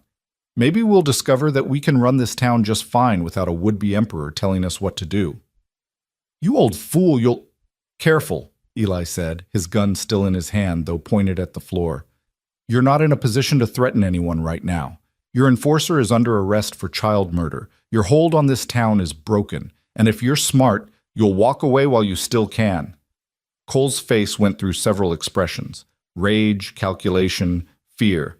Finally, he turned and stormed out of the saloon, shoving through the crowd. But as he left, Eli heard him mutter, "This isn't over, not by a long shot." Probably not, Eli thought. Men like Cole didn't give up power easily. But for now, for this moment, the town had won a victory. They moved Miller to the jail, the crowd following at a respectful distance. Doc Sawyer tended to his shoulder wound. The bullet had gone clean through, missing anything vital, while Dawson locked him in a cell. Miller sat on the narrow cot, his face a mask of hate and pain, staring at Eli through the bars. "You think you've won," Miller said. "You think you're a hero, but you're just a fool chasing ghosts." Sarah Mitchell wasn't a ghost, Eli said quietly. Neither were her children. They were real people with real lives, and you took that away from them. That's not a ghost. That's a debt that needs to be paid. I didn't kill anybody. Then you'll have your day in court to prove it. But we both know the truth. Eli turned to leave, then stopped. The woman you killed, Sarah Mitchell, her last words were her children's names. She died calling for them, trying to protect them, even as you shot her. I want you to think about that while you sit in this cell. I want you to remember that she was brave and loving and good, and you were none of those things. He walked out of the jail into the bright morning sun. The crowd was still there, and now they were talking among themselves, their voices excited and hopeful. Grace pushed through to him, her face radiant. "You did it," she said. "You actually did it. You caught him." "We caught him," Eli corrected. "Dawson stood up when it mattered, and all these people," he gestured to the crowd, "they showed Cole that fear isn't absolute. That took more courage than anything I did." Dawson emerged from the jail, looking tired but more at peace than Eli had yet seen him. "I sent telegrams to the U.S. Marshal's office and to David Mitchell in Red River. Let them know we've got Miller in custody. The marshal should be here within the week." "What about Cole?" "What about him?" "He's lost his enforcer, lost his hold on the town. He's still got money and property, but the fear is broken. That was his real power, and it's gone now." Dawson paused. "Of course, he's not going to take this lying down. We'll need to post guards on the jail, make sure Miller stays safe until the marshals arrive." "I'll take the first watch," Eli said. "Tonight. You get some rest. You've earned it." The crowd began to disperse, people returning to their daily lives, but walking a little taller, talking a little louder. The weight of fear had lifted, if only partially, and the town seemed lighter for it. Grace walked with Eli back toward the hotel. "What happens now?" she asked. "Now we wait for the marshals to arrive. We keep Miller locked up. We stay alert in case Cole tries something desperate." Eli looked at her. "And you start thinking about what comes next. What you want to do with your life now that you're free of Cole's saloon." "I don't know," Grace admitted. "I've been drifting for so long, just surviving from one day to the next. I never thought about what I actually wanted." "You've got time to figure it out. And you've got people here who care about you, your uncle, the people in this town who've seen what you've survived." He paused. "You've got me too, if you want." Grace stopped walking and looked at him, her expression unreadable. "What are you saying?" Eli realized he wasn't quite sure himself. He'd spent 3 years keeping everyone at arm's length, afraid to care too much, afraid to lose someone else the way he'd lost Emma. But Grace had gotten past his defenses somehow, and now he was saying things he hadn't planned to say. "I'm saying that when this is done, when Miller's been transferred and justice is served, I don't have to move on right away. I could stay in Copper Creek for a while, make sure the town stays free, help rebuild what Cole and his men broke." He met her eyes. "If that's something you'd want." Grace's eyes filled with tears, but she was smiling. "Yes, that's something I'd want very much." They stood there in the street, the morning sun warm on their faces, and for the first time in 6 months, Eli felt something like hope stirring in his chest. The hunt wasn't over yet. Miller still had to face trial, justice still had to be fully served, but they'd cleared the first hurdle. And maybe, just maybe, there was room in Eli's future for something more than revenge and sorrow. The rest of the day passed in a kind of tentative celebration. People came by the jail to see Miller locked up, as if they needed visual proof that the nightmare was really over. Martha Henderson brought food. Sarah Chen brought clean blankets. Doc Sawyer brought medical supplies in case they were needed. It was like the whole town was exhaling a breath they'd been holding for years. As evening approached, Eli took up his position outside the jail, sitting in a chair with his gun across his lap, watching the street for trouble. Dawson had gone home to his wife and daughters, promising to return in the morning. The town settled into its nighttime rhythms, quieter than usual, as if everyone was afraid too much noise might break the spell. Around midnight, Tom Brennan appeared out of the darkness, moving surprisingly quietly for such an old man. "Thought you might want company," Tom said, settling into a chair beside Eli. "And maybe some of this."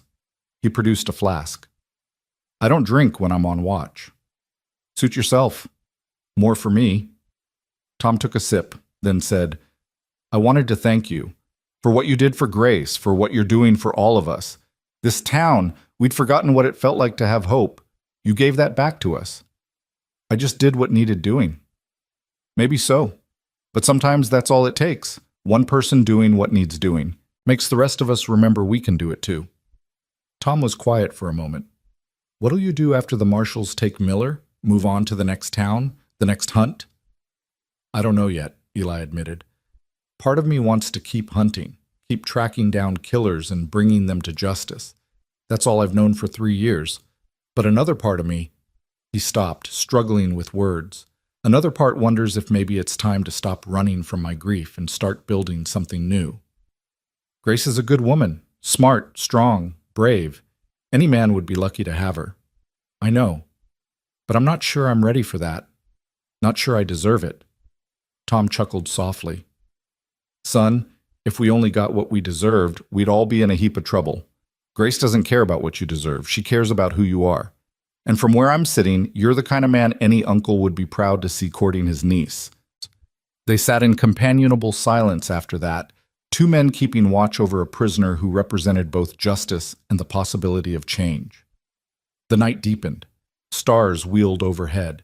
And in his cell, Frank Miller lay awake, staring at the ceiling, knowing that his past had finally caught him and that morning would bring him one day closer to the reckoning he'd spent 6 months running from. The next few days fell into a routine. Eli and Dawson alternated watches over the jail. The town went about its business, but there was a new energy in the air. People talked more freely, laughed more easily, moved without the constant weight of fear pressing down on them. Cole stayed in his office above the saloon, rarely seen, his influence waning with each day that passed. On the 3rd day, Henry Walsh came down from his claim with news. "Found something interesting," he told Eli and Dawson. "Was talking with some of the other prospectors, and one of them remembers Miller about 7 months back. Says Miller was bragging about a big score he'd just made, how he'd solved a problem for some people back in Texas and gotten paid well for it." "Did he say who hired him?" Eli asked. "No, but he did say Miller had a lot of cash, more than a drifter should have. And he was drinking expensive whiskey, buying rounds for everyone, acting like a man who'd just come into money." It was another piece of the puzzle falling into place. Miller hadn't just killed Sarah Mitchell and her children in a fit of rage. He'd been hired to do it. Hired by someone who wanted David Mitchell's land, someone who thought murder was an acceptable business practice. The realization made Eli's blood run cold. "We need to find out who hired him," Eli said. "If we can prove Miller was a hired killer, it strengthens the murder case and might lead us to other crimes." "I'll send some telegrams," Dawson said. "See if anyone in Red River knows who wanted the Mitchell property. But Carson, even if we find out who hired him, they might be beyond our reach. Rich men with murder on their hands usually know how to cover their tracks." "Maybe. But right now, let's focus on making sure Miller faces justice. The rest can come later." On the 5th day, as Eli was taking his evening watch, Grace came to sit with him. She brought coffee and fresh bread, and they ate together as the sun set in a blaze of color.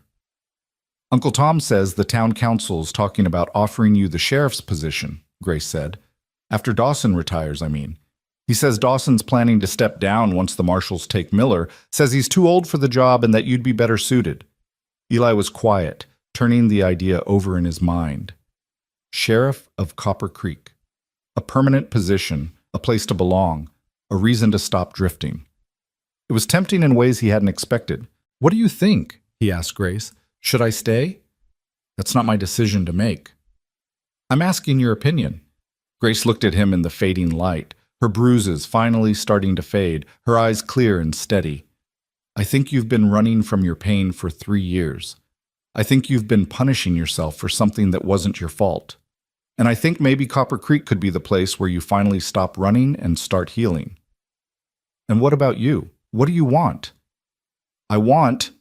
She stopped, took a breath, started again. I want to build a life here.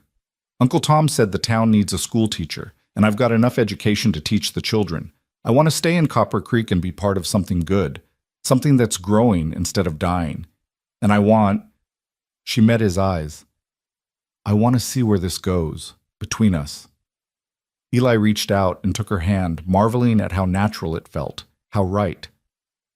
So do I. They sat together as night fell, two people who'd found each other in the middle of chaos and violence, two people who'd discovered that even in the darkest places, hope could take root and grow.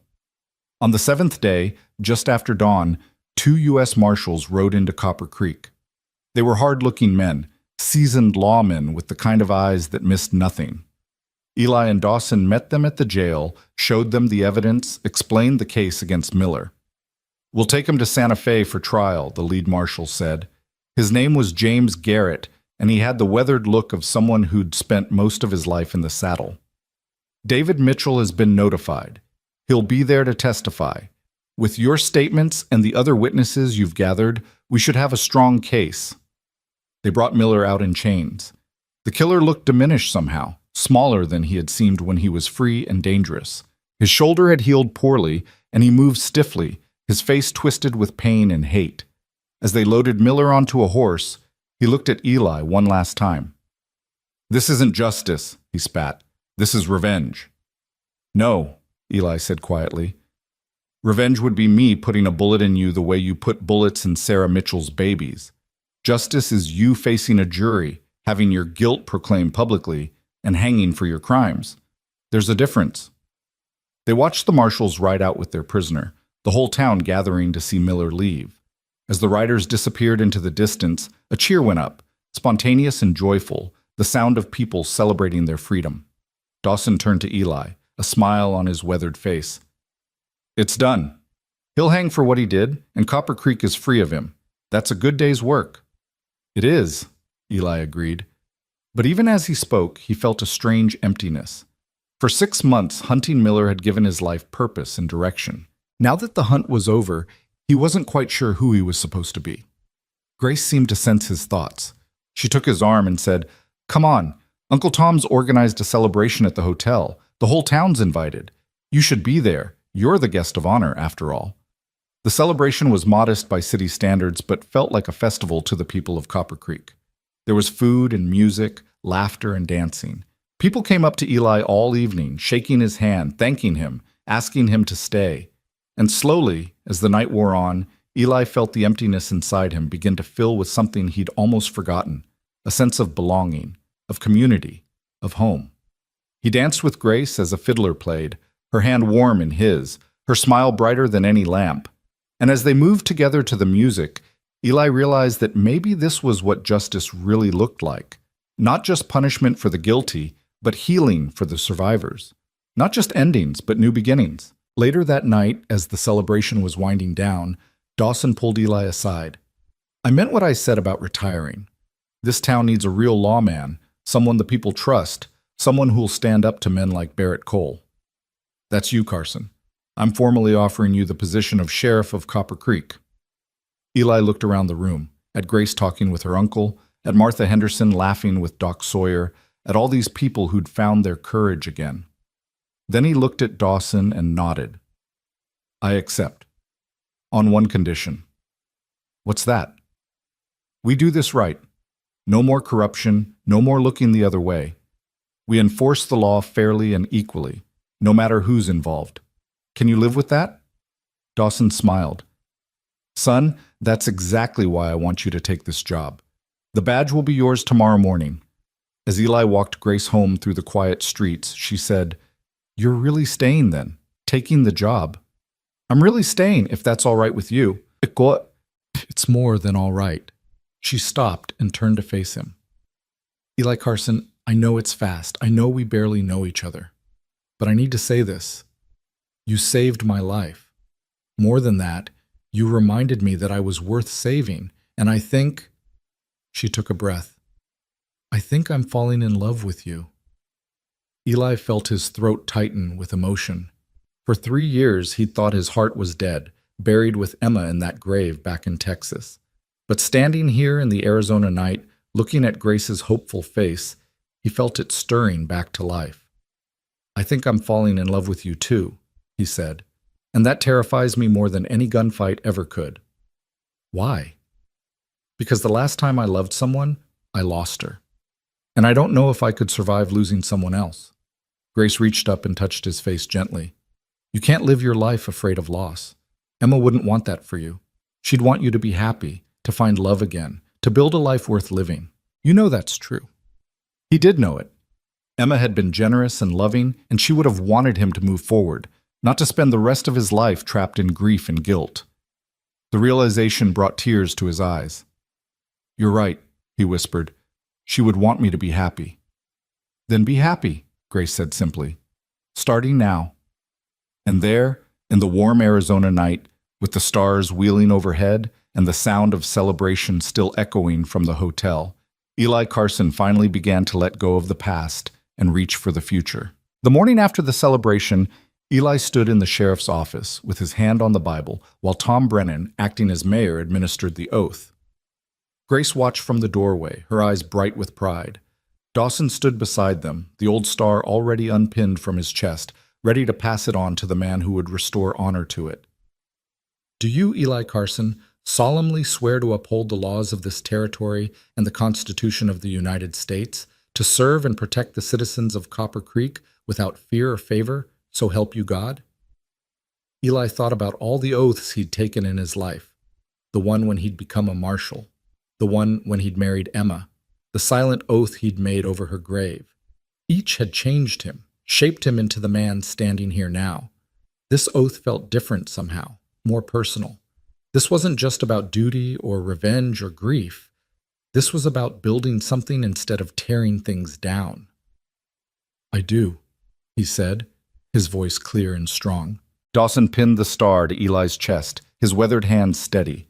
"It's yours now, son. Wear it with honor." The weight of the badge was lighter than Eli expected, but the weight of responsibility that came with it was heavier than any gun. He looked at the faces gathered in the small office: Tom, Grace, Martha Henderson, Doc Sawyer, Sarah Chen with David beside her, and saw hope reflected in their eyes. They were counting on him to keep them safe, to maintain the freedom they'd only just reclaimed. It was a burden, but one he found himself willing to carry. "Thank you for your trust," Eli said. "I won't let you down. But I need all of you to understand something. Being sheriff of this town means enforcing the law fairly for everyone. That includes Barrett Cole. If he's broken laws, if he's hurt people, there will be consequences. I won't be intimidated by his money or his influence." "We wouldn't expect anything less," Tom said. "That's exactly why we want you wearing that badge." After the ceremony, people drifted away to their daily business, leaving Eli alone in the office with Grace. She came and stood in front of him, reaching up to touch the star on his chest. "Sheriff Carson," she said, a smile playing at her lips. "It suits you."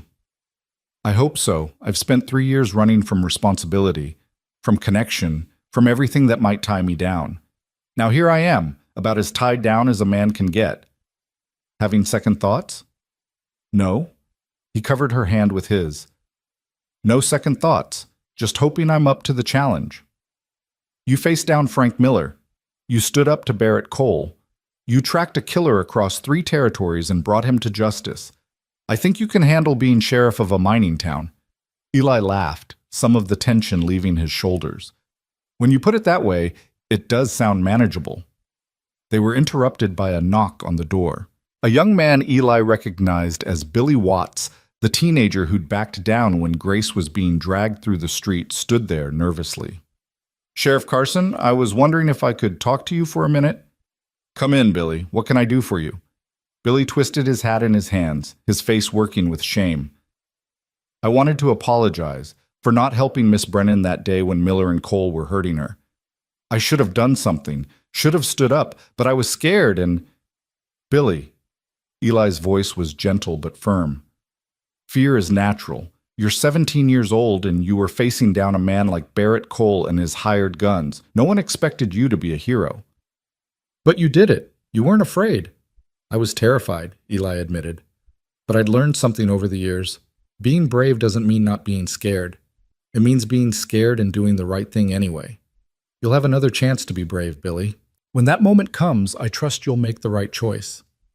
Billy nodded, his young face serious. I will, sir. I promise. And I wanted to ask, are you looking for a deputy? I know I'm young, but I'm a good shot, and I'm willing to learn. I want to help make this town better. Eli considered it. He would need help, especially if Cole decided to cause trouble. And there was something to be said for giving a young man a chance to prove himself, to become the person he wanted to be. Tell you what, Eli said, come by tomorrow morning at dawn. I'll test your shooting, see how you handle yourself in a difficult situation. If you measure up, the job's yours. But Billy, this isn't about glory or excitement. It's about service, about protecting people, even when it's hard or dangerous or thankless. You understand that? Yes, sir. I understand. After Billy left, Grace said, You're going to take him on, aren't you? Probably. This town needs to know that it's their town, that they're responsible for keeping it safe. Billy's young, but he's local. He cares about Copper Creek. That counts for something. Grace kissed his cheek. You're a good man, Eli Carson. I'm glad you're staying. The first week as sheriff passed in a blur of activity. Eli spent his days learning the town, meeting with citizens, hearing their concerns. The copper mine was a constant source of problems. Safety violations, wage disputes, workers injured because coal cut corners to maximize profit. Eli documented everything carefully, building a case that would hold up if he ever got the chance to bring Cole to justice. Barrett Cole himself remained frustratingly elusive. He stayed in his office above the saloon, conducting business through intermediaries, never giving Eli a reason to confront him directly. But Eli could feel the man's presence like a weight, could sense that Cole was planning something. Men like Cole didn't give up power without a fight. Billy Watts proved himself capable during his test and was sworn in as deputy. The boy took to the work with an earnestness that reminded Eli of himself at that age, before the world had taught him how cruel it could be. Together, they patrolled the town, settled disputes, and slowly but surely established that the law in Copper Creek was real again.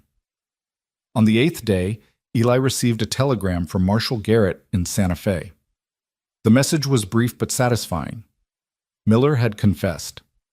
Faced with overwhelming evidence and testimony from David Mitchell himself, the killer had finally admitted to murdering Sarah Mitchell and her children. He'd been hired, just as Eli suspected, by a land speculator who wanted the Mitchell property. The trial would proceed, but the confession made conviction certain. Miller would hang. Eli read the telegram twice, feeling a complex mix of emotions. Justice for Sarah and her children, finally. An ending to the hunt that had consumed 6 months of his life, but also a strange sadness, a recognition that no amount of justice could bring them back, could undo the horror of what had happened to them. He was still holding the telegram when Grace found him sitting on the porch of the sheriff's office, staring out at the desert. "What is it?" she asked, seeing the expression on his face. He handed her the telegram. She read it, her face tightening with emotion. He confessed. "That's good, isn't it? That's what you wanted." "It is, and it isn't." Eli struggled to put his feelings into words. "I spent 6 months tracking Miller, thinking that if I could just bring him to justice, it would mean something. It would make Sarah's death less senseless. But now that it's done, now that he's confessed and will hang, I realize it doesn't bring her back. It doesn't undo the pain her husband feels. Doesn't give those children another chance at life. It's just done, finished, and I don't know what to do with that." Grace sat beside him, taking his hand. "Justice isn't about making things right, Eli. It's about making sure wrong actions have consequences. You did that. You made sure Miller faced those consequences. That matters, even if it doesn't heal all the wounds."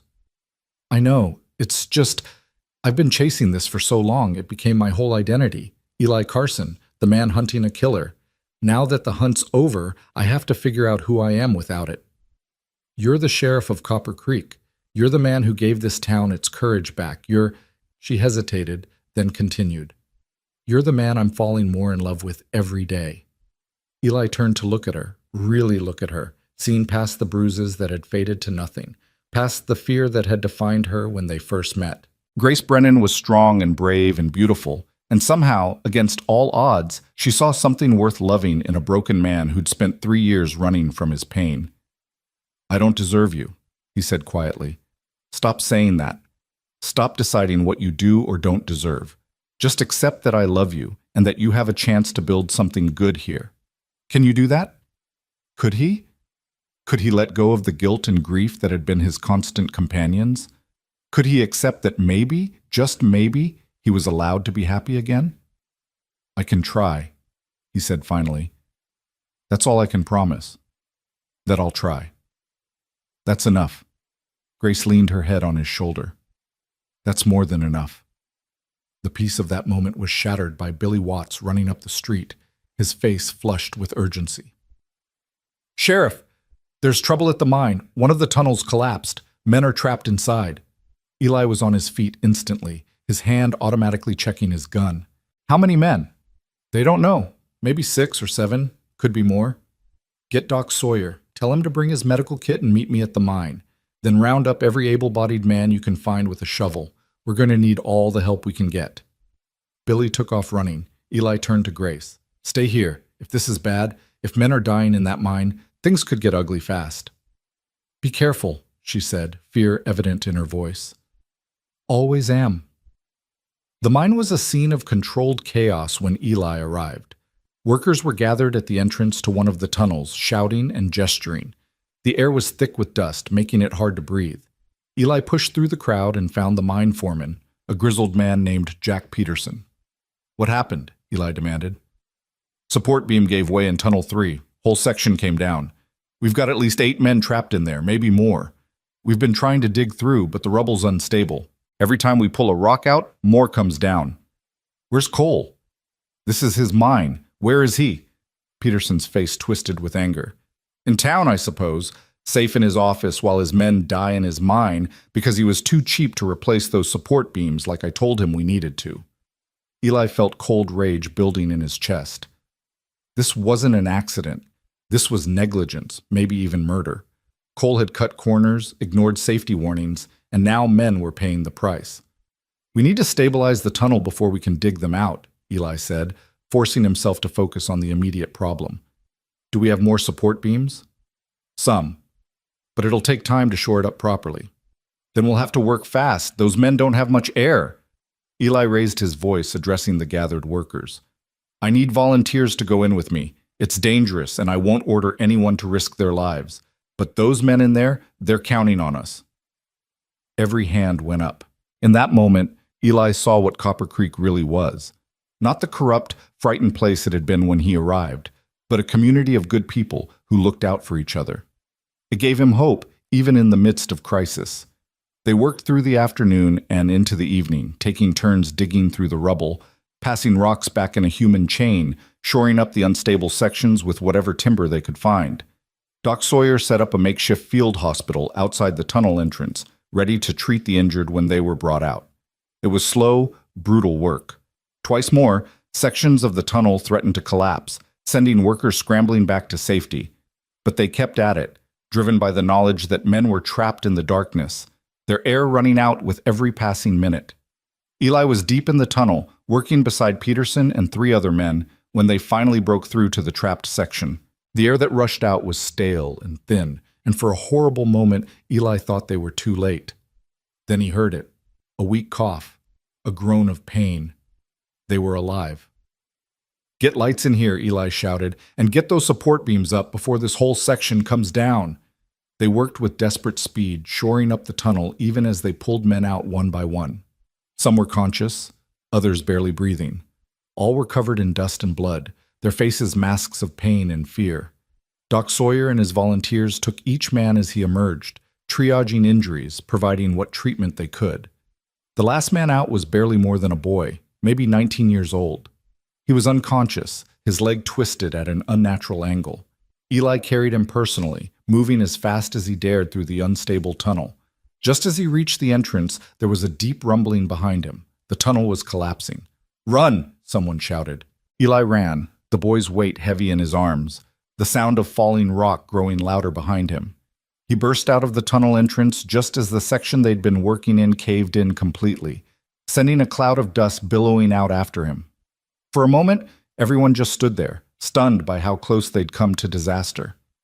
Then the relief hit, and suddenly people were cheering, slapping each other on the back, celebrating the fact that they were alive. Doc Sawyer took the unconscious boy from Eli's arms. "You did good, Sheriff. Real good. All 8 men accounted for, and while some are hurt badly, I think they'll all survive." Eli looked at the collapsed tunnel, at the men who'd risked their lives to save their fellow workers, at the community that had come together in crisis. Then he looked toward town, toward where Barrett Cole sat safe in his office, and the cold rage returned. "Doc, when you're done treating these men, I want you to document every injury, every broken bone, every cut, every bruise. And Peterson," he turned to the foreman, "I need you to write up a full report on the condition of this mine. Every safety violation, every corner that was cut, everything Cole did wrong. Can you do that?" Peterson's grin was fierce.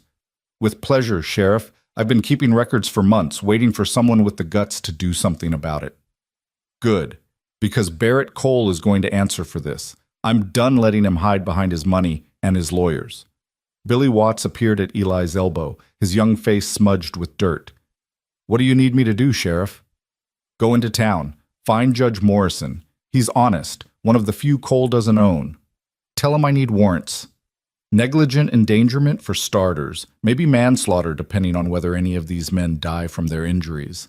Then find every lawyer in this territory who might be willing to take on a case against Barrett Cole."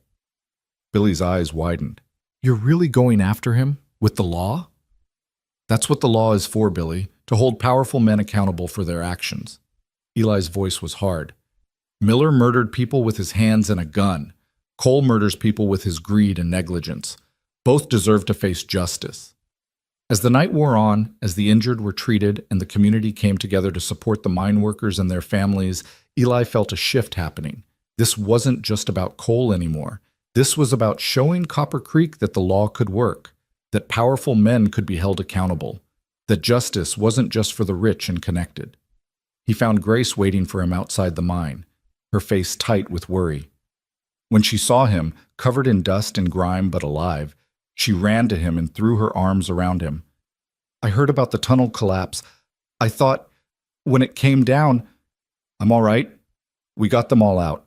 He held her tight, suddenly aware of how close he'd come to dying, how much he had to lose now. "Grace, I need to tell you something." She pulled back to look at him.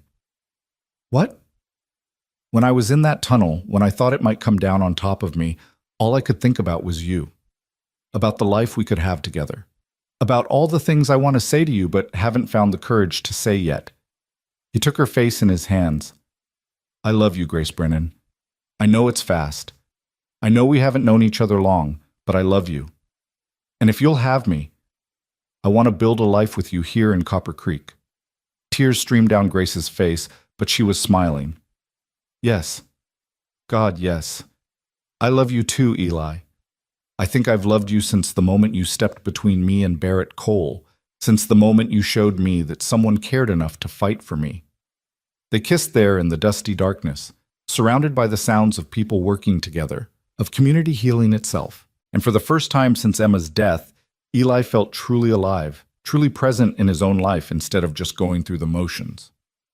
The next morning, Eli marched into Barrett Cole's office with warrants in hand and Billy Watts at his side. Cole was sitting behind a massive desk, a cigar in one hand and a whiskey in the other, as if he didn't have a care in the world. "Sheriff Carson," Cole's voice dripped with false pleasantness, "to what do I owe the pleasure?" Eli slapped the warrants down on the desk. "Barrett Cole, you're under arrest for criminal negligence resulting in the injury of 8 workers in your mine. You're also being served with civil complaints from the families of those workers and from the town of Copper Creek itself for violations of territorial safety laws." Cole's face went red. "You can't arrest me. I own this town. You used to own this town. Not anymore. Eli's voice was cold. Stand up and put your hands behind your back or I'll drag you out of here in chains. Your choice. Cole stood, his body trembling with rage. You have no idea what you're doing. I have lawyers. I have friends in high places. I'll have your badge. I'll have your life. Maybe. But right now you're under arrest. Eli nodded to Billy, who stepped forward with handcuffs. And every person in this town is watching to see what happens when a rich man finally faces consequences for his actions. So you can come peacefully and maintain some dignity, or you can resist and prove to everyone that you think you're above the law. What's it going to be? For a long moment, Cole just stared at him, and Eli could see the calculation happening behind those eyes. Cole was weighing his options, considering whether he could talk or buy or threaten his way out of this. But then he looked past Eli to the window, where a crowd had gathered outside. The people of Copper Creek, watching to see if their new sheriff would really hold Barrett Cole accountable. Finally, Cole extended his hands. I'll remember this, Carson. When I'm free, and I will be free, I'll remember what you did here today. I'm counting on it, Eli replied. Because when you're free, if you're free, I'll be watching, and if you step 1 inch out of line, I'll be there to put you right back in that cell. They walked Cole through the streets of Copper Creek in handcuffs, and the crowd that had gathered to watch broke into spontaneous applause. People cheered, children waved, women cried with relief. It was as if a weight had been lifted from the entire town, as if they could finally breathe freely after years of oppression. At the jail, they locked Cole in the same cell that had held Frank Miller. The irony wasn't lost on anyone. You're making a mistake, Cole said from behind the bars. A huge mistake. The only mistake was letting you terrorize this town for as long as you did, Eli replied. But that ends now.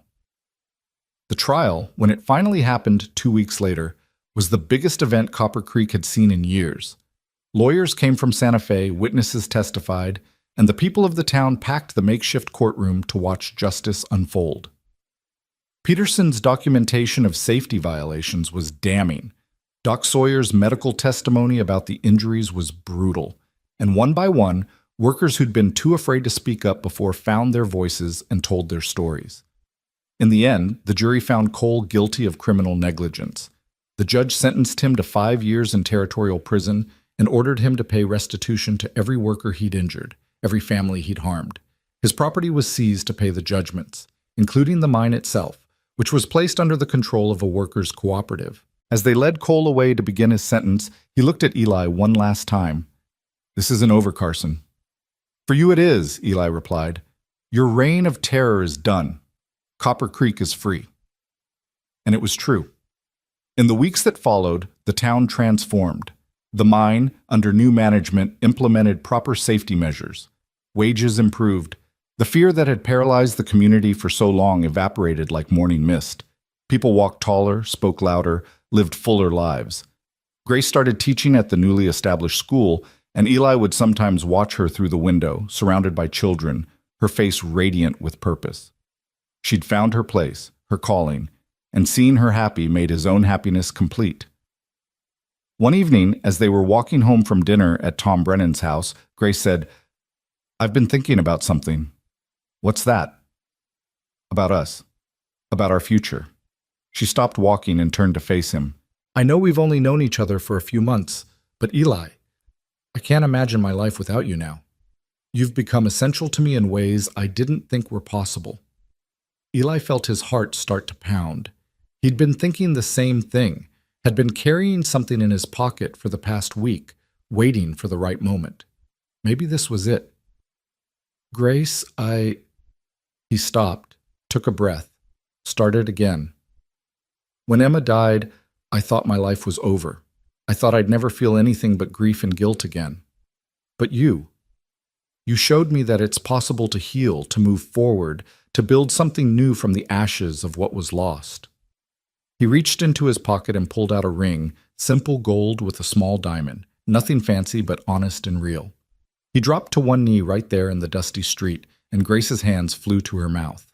Grace Brennan, will you marry me? Will you let me spend the rest of my life trying to be worthy of you, trying to build a home and a family, and a life that honors everything we've survived to get here? Grace was crying, but she was nodding even before the tears started falling. Yes, yes, Eli Carson, I'll marry you. I'll marry you and build that life with you and love you until my last breath. He slipped the ring on her finger and stood, pulling her into his arms. They kissed there in the street while the Arizona sun set in a blaze of glory behind them, painting the sky in shades of gold and crimson and hope. And somewhere, Eli liked to think, Emma was watching and smiling, glad that he'd finally found his way back to life, back to love, back to himself. The weeks following the proposal passed in a blur of activity and joy that Eli had never expected to feel again. Grace wore her ring with pride, and the whole town seemed to share in their happiness. Martha Henderson insisted on organizing the wedding, enlisting half the women in Copper Creek to help with preparations. Tom Brennan walked around with a permanent smile, proud that his niece had found such a good man. Even Doc Sawyer got involved, offering his house for the reception since it was the largest in town. But amid the happiness, Eli remained vigilant. He'd learned long ago that peace was fragile, especially in a place that had only recently broken free from tyranny. Barrett Cole was in prison, but his influence hadn't completely disappeared. There were still men in town who'd benefited from Cole's corruption, still people who resented the changes Eli had brought. One morning, about 3 weeks after the engagement, Billy Watts burst into the sheriff's office with urgent news. "Sheriff, we've got trouble, real trouble." Eli looked up from the paperwork he'd been filing. "What kind of trouble?" "There's a man at the saloon asking questions about you, about what happened with Cole and Miller. He's been buying drinks, getting people to talk. And Sheriff," Billy's face was pale, "he's wearing a gun like he knows how to use it." Eli felt a cold knot form in his stomach. He'd been expecting something like this, had known that arresting Cole would have consequences. Men like Cole had connections, had people who owed them favors. It was only a matter of time before someone came looking for revenge. "What does he look like?" "Tall, maybe 40 years old, scar on his left cheek, moves like a fighter. He's been in town for 2 days, just watching and listening, but this morning he started asking direct questions about you." Eli stood and checked his gun, a habit that had kept him alive through countless dangerous situations. "Stay here. If I'm not back in an hour, find Grace and Tom. Get them somewhere safe." "Sheriff, you shouldn't go alone. Let me come with you." "No. If this is what I think it is, I need to handle it myself. You're a good deputy, Billy, but you're not ready for what might happen in that saloon." Billy looked like he wanted to argue, but finally nodded. "Be careful, Sheriff." Eli walked through the morning heat toward the saloon, his mind racing through possibilities. Cole could have sent someone to kill him, to intimidate him into dropping the charges, or simply to send a message to anyone else who might stand up to powerful men. Whatever the reason, Eli knew this confrontation had been inevitable from the moment he'd put those handcuffs on Barrett Cole. The saloon was quiet when he entered, just a few early drinkers nursing their whiskey. The stranger was easy to spot, sitting at a table in the corner, watching the door with the patient focus of a predator. When Eli walked in, the man's eyes locked onto him immediately. "Sheriff Carson," the stranger said, his voice smooth and cultured, at odds with his rough appearance. "I was hoping you'd come. Saves me the trouble of finding you." Eli stopped about 10 feet away, his hand resting casually near his gun. "You've been asking about me. Now you've found me. State your business." The stranger smiled, but it didn't reach his eyes. "My name is James Holloway. Does that name mean anything to you?" The world seemed to tilt slightly. Holloway. Jack Holloway had been the man who killed Emma, the man who'd escaped to Mexico and lived free while Eli's wife lay dead. This had to be a relative, a brother, maybe, or a cousin. "Jack Holloway murdered my wife," Eli said quietly. "If you're here because of him, if you're here looking for revenge—" "Revenge?" James Holloway laughed, but the sound was bitter. "No, Sheriff. I'm not here for revenge. I'm here to thank you." That caught Eli off guard. "Thank me?" "My brother Jack was a monster, a murderer, a thief, a man without conscience or soul. He destroyed our family's name, brought shame to everyone who bore the Holloway name." James took a drink of his whiskey, his hand steady. "When I heard what he'd done to your wife, I tried to find him myself, to bring him to justice or kill him. I wasn't particular which. but he'd gone to Mexico beyond my reach. He's still there, Eli said, beyond anyone's reach. No, he's not. James met Eli's eyes. He died 3 months ago, drank himself to death in some cantina south of the border. I got word last week, and I've been traveling ever since, trying to find the people Jack hurt, trying to make what amends I can. Eli felt something crack inside his chest. Jack Holloway was dead. The man who'd killed Emma, who'd stolen her life and destroyed Eli's world, he was gone. And Eli had never even known, had carried his hatred and grief for 3 years without knowing that the object of his vengeance was already in the ground. I'm sorry, James continued, for what my brother did to you, to your wife. I know sorry doesn't fix anything, doesn't bring her back. But I wanted you to know that not all Holloways are like Jack. Some of us still believe in honor, in doing what's right. Eli sat down heavily in the nearest chair, suddenly feeling the weight of 3 years pressing down on him. Why are you really here? If not for revenge, then what? James reached into his coat and pulled out an envelope. Jack had some money when he died. Not much, but something. I've been distributing it to his victims. What little restitution I can offer. This is your share. It's not nearly enough, but it's all there is. I don't want his money. Then give it to the church, or to the school, or to whatever charity you choose. But take it, Sheriff. Let it do some good in the world instead of rotting in a bank somewhere. James pushed the envelope across the table. And I wanted to tell you something else. Jack talked about you before he died, about how you'd ruined his life by arresting him, by testifying against him. He blamed you for everything that went wrong for him afterward. He killed my wife because I did my job, Eli said, his voice hard. I know, and he was wrong. Wrong to kill her, wrong to blame you, wrong about everything. But in his twisted mind, you were the villain of his story. James leaned forward. I'm telling you this because I want you to understand something. Men like Jack, men like this Barrett Cole I've been hearing about, they never accept responsibility for their own actions. They always find someone else to blame. And that means the people who stand up to them, people like you, will always have targets on their backs. I know that. I accepted that risk when I pinned on this badge. I'm sure you did. But does your fiancée know? Does she understand that marrying you means living with that danger? The question hit home harder than Eli wanted to admit. He'd been so focused on his own feelings, on his own journey from grief to healing, that he hadn't fully considered what he was asking of Grace. She'd already been hurt because of her association with him, had already faced violence and fear. Was it fair to ask her to spend her life with that shadow hanging over them? Grace is stronger than you think, Eli said finally. She knows who I am and what I do. She's chosen me anyway. Then she's either very brave or very foolish, possibly both. James stood. I've said what I came to say, Sheriff. I hope you have a good life here in Copper Creek. I hope you find peace, find happiness, find everything my brother tried to steal from you. And if you ever need help, if the past comes calling in ways you can't handle alone, he pulled out a card and set it on the table. That's where you can find me. I owe you a debt I can never fully repay, but I'll try if you ever need it. After James Holloway left, Eli sat alone in the saloon for a long time, staring at the envelope and the card, thinking about destiny and choice and the ways the past never quite let go of you. Jack Holloway was dead. Had been dead for months while Eli went on living, went on hunting other killers, went on trying to find meaning in loss. Should he feel relief? Satisfaction? He wasn't sure what he felt, only that something had shifted, some weight had finally lifted. He was still sitting there when Grace found him an hour later. Billy must have told her where he'd gone, must have worried when Eli didn't return quickly. She slid into the chair across from him, her eyes searching his face. Billy said there was trouble. Are you all right? I'm fine. No trouble, just...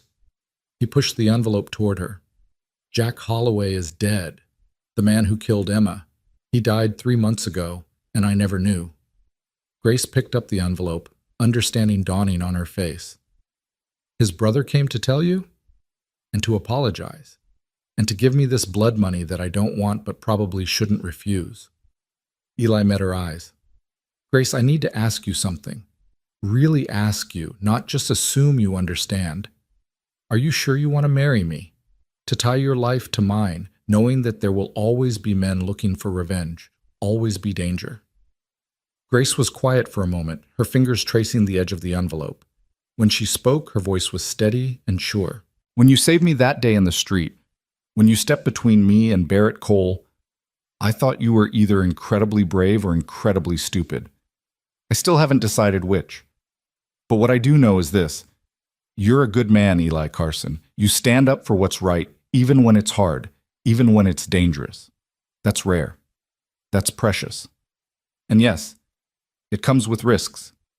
Yes, there will probably be more James Holloways, more angry brothers or vengeful friends, but there will also be more people saved, more towns freed, more lives made better because you were there. She reached across the table and took his hand. I'm not marrying you despite the danger. I'm marrying you knowing full well what comes with it. Because the alternative, living a safe, comfortable life without you, that's not living at all. That's just existing. And I'm done just existing. Eli felt tears prick his eyes, but he didn't try to hide them. I love you. God, Grace, I love you so much it scares me. Good. It should scare you. Love is terrifying. It's vulnerability and risk and the possibility of loss. But it's also joy and connection and the thing that makes life worth living. She squeezed his hand. So yes, I'm sure. I'm absolutely sure. They sat together in the quiet saloon, holding hands across a table marked with the scars of 100 spilled drinks and 1,000 conversations, and Eli felt the last piece of his broken heart slot back into place. He would never forget Emma, would never stop missing her, but he could honor her memory by living fully, by loving again, by choosing hope over despair. The wedding was set for a Saturday in early October, when the brutal Arizona heat had finally broken and the evenings carried a hint of autumn coolness. The ceremony would be held in the church Tom Brennan had helped build 20 years earlier, with Doc Sawyer officiating since Copper Creek didn't have a permanent preacher. The whole town was invited, and it seemed like the whole town was coming. In the days leading up to the wedding, Eli found himself taking stock of his life in a way he hadn't done since Emma's death. He'd come to Copper Creek tracking a killer, expecting to move on once justice was served. Instead, he'd found a home, a community, a purpose beyond revenge. He'd found Grace, who'd reminded him that healing was possible, that the future didn't have to be defined by the past. The night before the wedding, Tom Brennan knocked on the door of the sheriff's office, where Eli was finishing up some paperwork. Got a minute for an old man? Tom asked. For you? Always. Tom sat down across from Eli's desk, looking more serious than usual. I wanted to talk to you before tomorrow, man to man, uncle to future nephew. All right. Grace is the closest thing I have to a daughter. When she came to Copper Creek 3 months ago, she was broken, scared and hurt, and convinced the world was a cruel place that would never be kind to her. Then you showed up, and everything changed. You gave her hope, gave her strength, reminded her that she was worth fighting for. Tom's voice thickened with emotion. You saved her life, Carson. Not just that day in the street, but in all the days since. You showed her what love looks like, what courage looks like, what it means to stand up for what's right, no matter the cost. She saved me too, Eli said quietly. Maybe more than I saved her. I know. I can see it in how you look at her, how you've changed since you met her. You came here chasing death, and you found life instead. Tom leaned forward. But here's what I need to say to you. Grace has been hurt before. She's been let down by men who promised to protect her and then didn't. So when you make those vows tomorrow, when you promise to love and honor and cherish her, you damn well better mean it. Because if you ever hurt her, if you ever make her feel the way she felt when Barrett Cole was dragging her through the street, sheriff's badge or not, I will come after you. Understand? Eli met the old man's eyes and saw the fierce protectiveness there, the love of a surrogate father for his girl. I understand, and I give you my word. I will spend every day for the rest of my life trying to be worthy of her. I'll protect her, support her, love her with everything I have. She's my second chance, Tom. I won't waste it. Tom studied him for a long moment, then nodded. Good. That's all I needed to hear. His expression softened. Welcome to the family, son. I'm proud to call you nephew. The wedding day dawned clear and perfect, the sky a brilliant blue unmarred by clouds. Eli stood at the front of the church in a new suit that Martha Henderson had somehow procured, his hands sweating despite the cool morning air. Billy Watts stood beside him as best man, looking proud and nervous in equal measure. The church was packed with people, miners and shopkeepers, farmers and craftsmen, all the folks of Copper Creek who'd reclaimed their town and wanted to celebrate this union.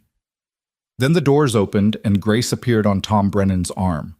She was beautiful in a simple white dress that caught the light streaming through the church windows. Her dark hair was pulled back, revealing the face that had haunted Eli's dreams since the day he met her. But it was her eyes that captured him, bright and happy and full of love, all the fear and pain erased, replaced by joy and hope and certainty. As Tom walked Grace down the aisle, Eli found himself remembering another wedding, another bride in white. Emma had been beautiful too, had looked at him with that same love and trust. For a moment, grief threatened to overwhelm him, threatened to pull him back into the past. But then Grace smiled at him, her face radiant, and Eli understood something he'd been struggling with for 3 years. Honoring the past didn't mean being trapped by it. He could love Emma's memory and love Grace's present. He could carry what was with him while still reaching for what could be. Tom placed Grace's hand in Eli's and stepped back. Doc Sawyer opened his Bible and began to speak, his voice carrying through the church. Dearly beloved, we are gathered here today to witness the union of Eli Carson and Grace Brennan in holy matrimony. Marriage is not to be entered into lightly, but reverently, deliberately, and in accordance with the purposes for which it was instituted. Eli, Grace, you have chosen to stand before this community and before God to pledge your lives to one another. That choice, that commitment, is the foundation upon which your marriage will be built. Doc Sawyer looked at Eli. Eli Carson, do you take Grace Brennan to be your lawfully wedded wife? Do you promise to love her, comfort her, honor and keep her, in sickness and in health, in joy and in sorrow, for as long as you both shall live? Eli looked into Grace's eyes and saw his future there, not a future defined by loss and revenge, but one built on love and hope and the courage to be vulnerable again. I do. And Grace Brennan, do you take Eli Carson to be your lawfully wedded husband? Do you promise to love him, comfort him, honor and keep him, in sickness and in health, in joy and in sorrow, for as long as you both shall live? Grace's voice was clear and strong. I do. Then by the power vested in me, I now pronounce you husband and wife. Eli, you may kiss your bride. Eli pulled Grace close and kissed her as the church erupted in applause and cheers. In that moment, surrounded by people who'd become family, bound to a woman who'd become his whole world, Eli Carson finally felt at peace.